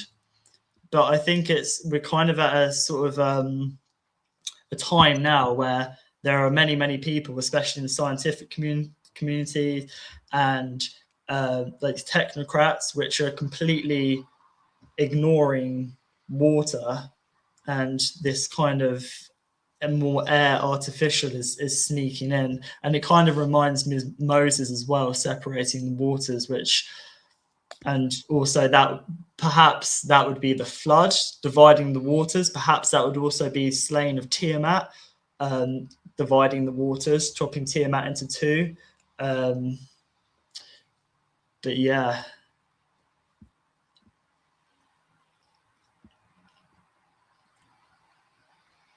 Yeah, so it's supposed to. There are a number of issues with StreamYard, by the way. Like, these images are all supposed to go to the screen automatically. I've just double checked all my settings, and normally when someone posts an image, I don't have to click it. But I've noticed for quite a while now, StreamYard, like, even though I can go in my settings now and check it, and it will say, literally, it's ticked. It says automatically add presented media to stage, right? That means it should be automatic. For some reason, it doesn't. There's a number of issues with StreamYard I'm noticing, which is very strange. Maybe they're busy today updating their software or something, you know, uploading like new fixes to their site, and just weird stuff happening. Sorry, something's just come But to me. yeah, with this I was just going to say, guys. What's it? Sorry. Shinobi's Do gonna- you know what this sorry, card speak, Do you know what sound this card represents? Is the R sound, right? And the R sound in Phoenician and Paleo Hebrew and Hebrew is the word for I, R. And in Sanskrit, that is aham. Aham. And so that aham is what that card represents. So that is really the card for the self. If you wanted to have a card that represents the ego and the process that the ego is in towards sort of finding reunification of the parts, that card sort of represents the entirety of the journey, of that journey within ourselves, of self-remembering, of embracing, like Narcissus, all the parts that are falling off and passing from the world, remembering, picking up those members and putting them back on, right? Putting yourself back together and becoming whole and healthy. That card represents the entire process of this journey, which is essentially the ego's movement through this thing we call life in order to become whole, because the ego isn't whole. That's the problem. The whole Narcissus story is saying that, like, you know, parts of it it's not alive, it's not whole, because of the denial of the love, you know, and obviously that feminine side being repressed as a result, you know, the twin sister being repressed. She's no longer alive. She's been pushed into the underworld. The persona is being repressed and denied. And so because it's being repressed and denied, it manipulates you and you become obsessed with it. And that whole journey of that disassociation is represented by this card as the journey of the hero, right? The journey towards reunification. Probably the most important card in the whole tarot pack. Absolutely. Yeah. Yeah, I just wanted to do a quick update on the heavy water. Apparently, it can be fatal, but you can take a small sip of it. They say that the significant qualities of the water with the heavy elements in it, it disrupts the cell processes like cell division. It can cause dizziness and sterility and even death. Around 50% replacement of regular water. So, you know, as much as like people think that it's like some kind of a craze of some health elixir, you have to be really careful with that. So If you end up coming across it, be careful. But I think a lot of this fake ornaments that they're selling, I've it's got probably deuterium. But go ahead. I've got a friend who distills seawater and makes his own heavy water by distilling Atlantic Ocean seawater, but you don't drink it, right? Right. Yeah. You like take like a tiny little, like a little thimble, tiny little, like a little hit of it, like that's it, done. And then you drink lots of fresh water because it's loaded full of minerals. Cool. It's basically a vitamin tablet. That's what it is. Yeah, It's cool. got loads of minerals in it and loads of salts and loads of elements that go into your body. But like you say, you know, nutrition is a double-edged sword. Yeah. Like if you get too much of any nutrition, that can be as toxic as being not having enough. Right. Yeah, but I love this full I was just card. going to say we've been going for 3.5 hours, so I'd love for you guys to share your last ideas. And I can hear my son and his mother having a drama in the background. I need to go and intervene. Like somebody's got to say, like, hold on, what's going on here? Referee, whoop, whistle, whoop. But what? Yeah, please. Cool. I just want to mention that Throw what you guys have. We weren't planning to go for 3.5 hours, were we? No. But it was good. Time flies when you're having fun. Yeah, and I think that with the Fool card, the number 0 on the Fool card is very significant because the Fool is not in a place where he's comparing himself to others. The Fool is in a place of just being in the moment. And so I think he doesn't really need to take a place or like have like a number in a line. He's just there and he's free. And I feel like it's the thought of caring what others think and worrying so much about what you're supposed to do that makes you have to give yourself a number and take a spot in the line. But when we can free ourselves from that and we can realize that we are free, we don't have to compare ourselves to other people to value ourselves, and that we don't have to be ahead of others or first in line to be good, that we can really enjoy our place where we are here and now and enjoy our companions that are along with us on the journey. So that's all I have to say about that.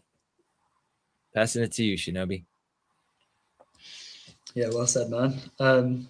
I view the Fool card as, if I follow that etymology as always, so you have the Fool, which could represent ignorance, hence ignoring the water.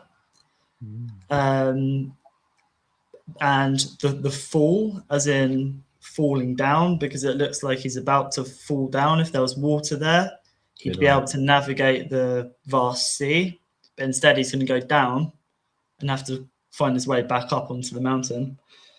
And then also the full, just being too full, not having, you can't have an open mind if you're full. You have to empty your cup once in a while. So, you know, you can look at things all ways, but that's how I view that card. It's sort of similar to Narcissus as well. The image of Narcissus, like you know, having sort of the ignorance of the water or the waters within, and looking upwards and not looking down. Yeah, so you're looking up into the sky, into the air, and then not looking to the waters below because you'd see that there's no water there. So that's how I view that card. And also on water, everyone is deficient in magnesium. Yeah. And it's sort of like there's primary or spring water would be rich in all the minerals that we need, but we get most of our water from the tap, which is full of all sorts. And frankly, here in the UK, tastes like pharmaceuticals. So that's why we have a filter. We have a reverse osmosis filter. And, you know, it takes out all the heavy metals and stuff. And we put electrolytes, like magnesium stuff in it. But tap water is deficient in magnesium.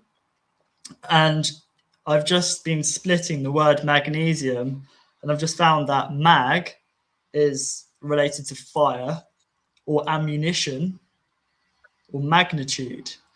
So the ammunition, so the fire is the fire within, which is our ammunition, and magnitude is related to the celestial bodies or the stars within. And then the knee is related to Capricorn or leadership. And so that's the magnese is the fire or the ammunition or the celestial leadership. And then the magnesium, is either the I am, the recognizing that the I am, or the eye of Yam. And Yam is the sea god. So let's break it down. I am, magnesium. The mag is the fire, the ammunition. The knee is the leadership. And the eye of Yam is the eye of the water. So you have a blend of the water and the fire, and the recognition that we are the leaders, magnesium. And everyone's deficient in it. Everyone's deficient in the fire, the ammunition, the leadership, because that's why we have like little boys running the show in our governments and stuff, tying into initiation there, and the lack of. And then so I just want to share that magnesium I am, because I think that's quite interesting. that's with the magnesium. That's how we kind of invoke the flame within, in a way. So yeah, everyone get some magnesium inside you.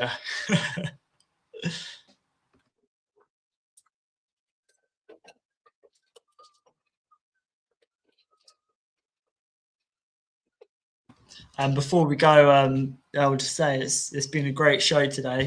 3.5 hours, and in Indy, it must be almost morning now where you are. You've done well to stay up. So I think 8 a.m. UK would have been like 3 a.m. your time. So man, it's been great. Yeah, I've been really passionate. I usually sit around and watch TV all day and stuff, and like watch videos or movies or something. I've just been reading and talking to people all day and doing chores. So like I'm like wired. Once I start talking to people, I get giddy and I start dancing and jumping around. I get happy. I've been isolated my whole life, and I found people that I can talk to now. Most people get sick of me talking. They're like, dude, we don't know what you're talking about. Shut up. Same. Yeah, so it's a good feeling, and I'm glad to be with you guys here today. It's been great, and it's been a wonderful discussion. It's been really awesome hanging with the fellas, and I love everybody in the chat. It's been great today, especially they've been having poking a lot of fun out there. We got thanks to Vincent and My Sherry and Tamrua saying some fun things out there in the chat. Much love to all y'all.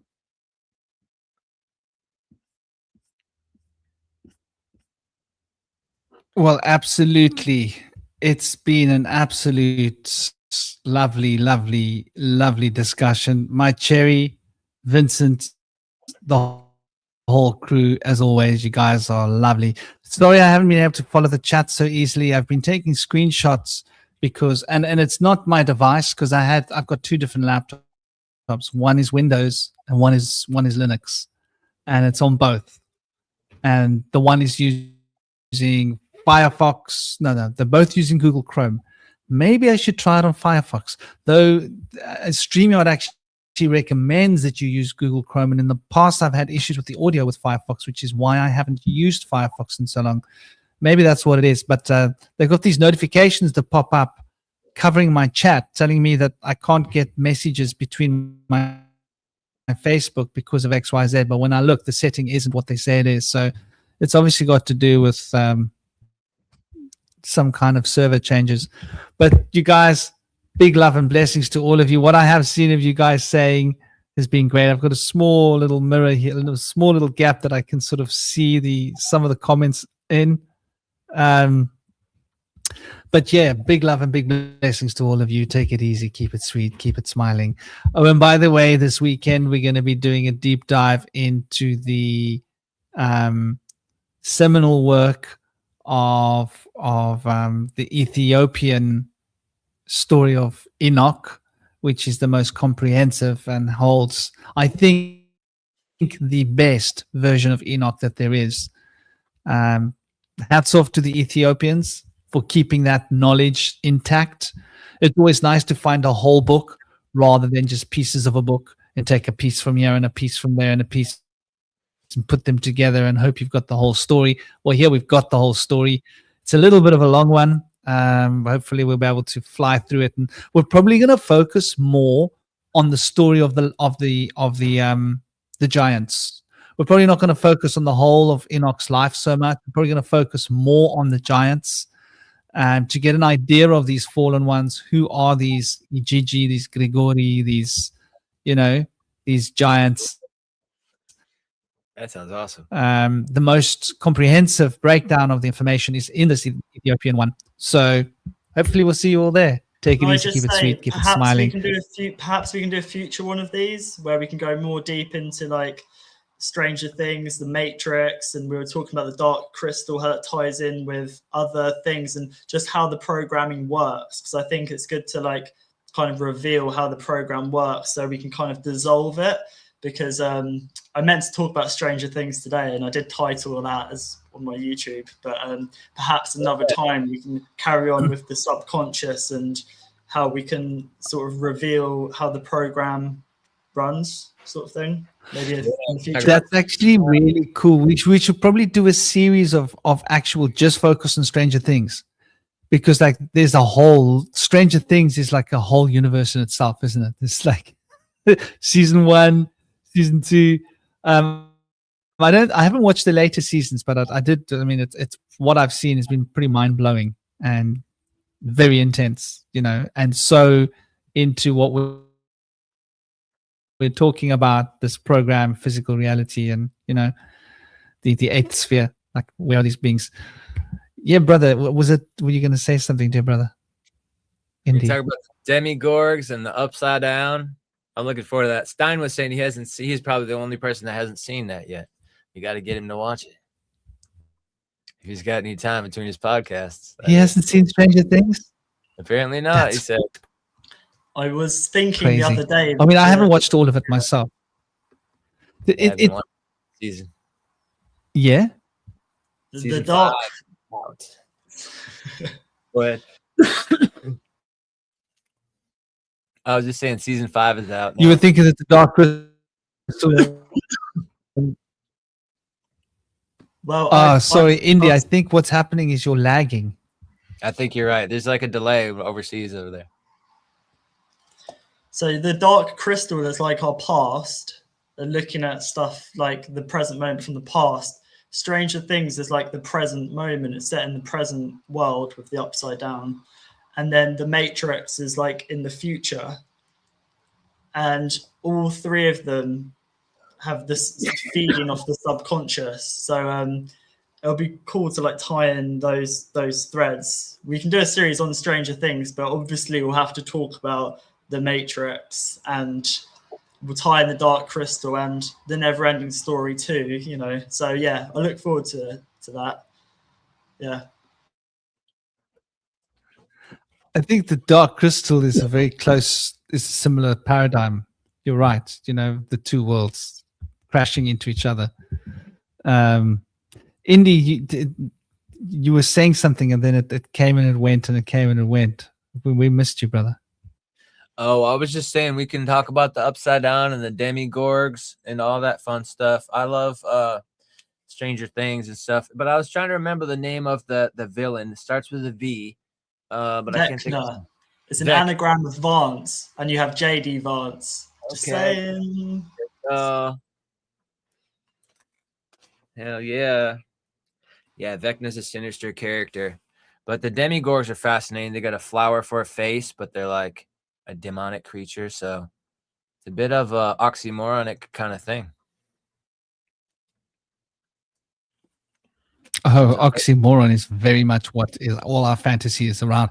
They want the baddie to be good and the goodie to be bad, and they want us to not really give a damn about the good guy. They want us to identify with the bad guy. Yeah. Is Henry associated with the number 20 at all? Or did I make that up? Because I do remember an eighth of weed in the UK was called a Henry. What's on the $20 bill? What's president? Was it? No, I think it's somebody else. Or an eighth of weed used to cost 20 pounds back in the day. The Uh, reason for that is so the guy is called Henry in Stranger Things. Vecna is called Henry. And I was wondering if there's a correlation between the number 20, because the number 20 is the judgment card, which I just feel that number 20 and Henry the Eighth. Henry the Eighth. Right. Wasn't Henry the Eighth a notorious user of substances? Did he go crazy? Am I right? Did Henry the Eighth go nuts because of like drug use? I could be wrong. Oh, that's it. Henry the Eighth sphere. That's Henry the Eighth. Henry the Eighth.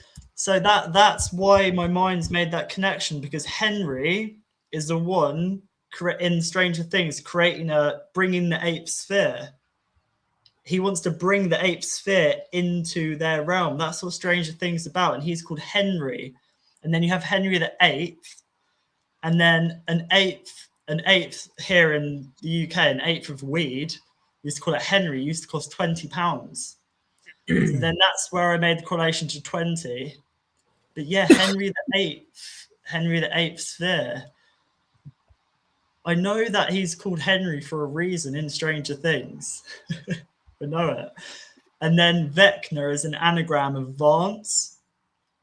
And then you have J.D. Vance, who is funded by the Reptile, aka Peter Thiel, as they advance this beast system, try and pull in the eighth sphere into this reality.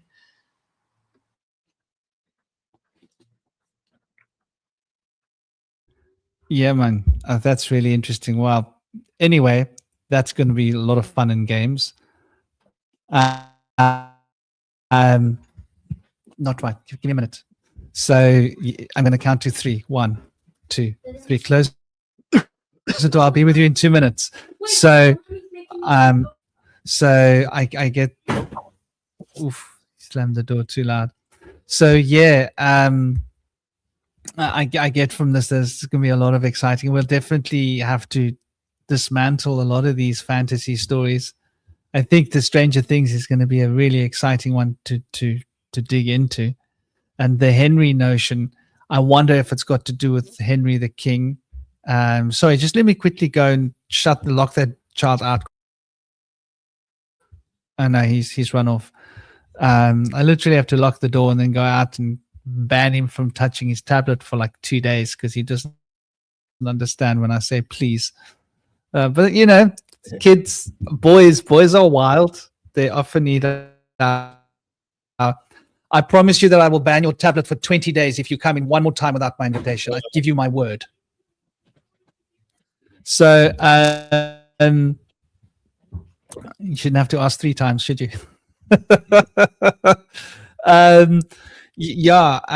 20 days, and you know I can count. He knows that I can count. He's seen me count in the past. I can count 20 days. 20 days without your tablet is a long time when you love Minecraft, you know. But I have can to get talk quite about intense Minecraft as well. like when I lay it down. Yeah. Yes. It's the same story. That is Stranger Things, but for kids. Minecraft. That is the whole. That is the story. So we can just tie all these threads together to kind of hopefully paint a clearer picture of what could be going on. Yeah. We can use Stranger Things as the anchor. like the root, the anchor. What happened there?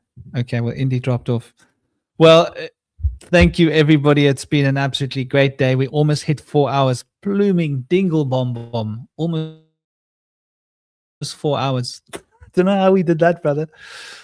Anyway, it's been an honor. Thank you. Thank you, Indy. Thank you, Stein. Thank you, everybody. My Cherry, it's so sweet to see you. Vince, Gaz. Was Gaz in here? Kind Davies, everybody else that's been in the space, Tom Rue, big love and big blessings to all of you, Naraka, and Ori, Indigo. No, please, my darling. My boy is teasing them through the window because he knows how to press Indigo's buttons. He's so cheeky. Oh my gosh. I promise you I'll take him out today.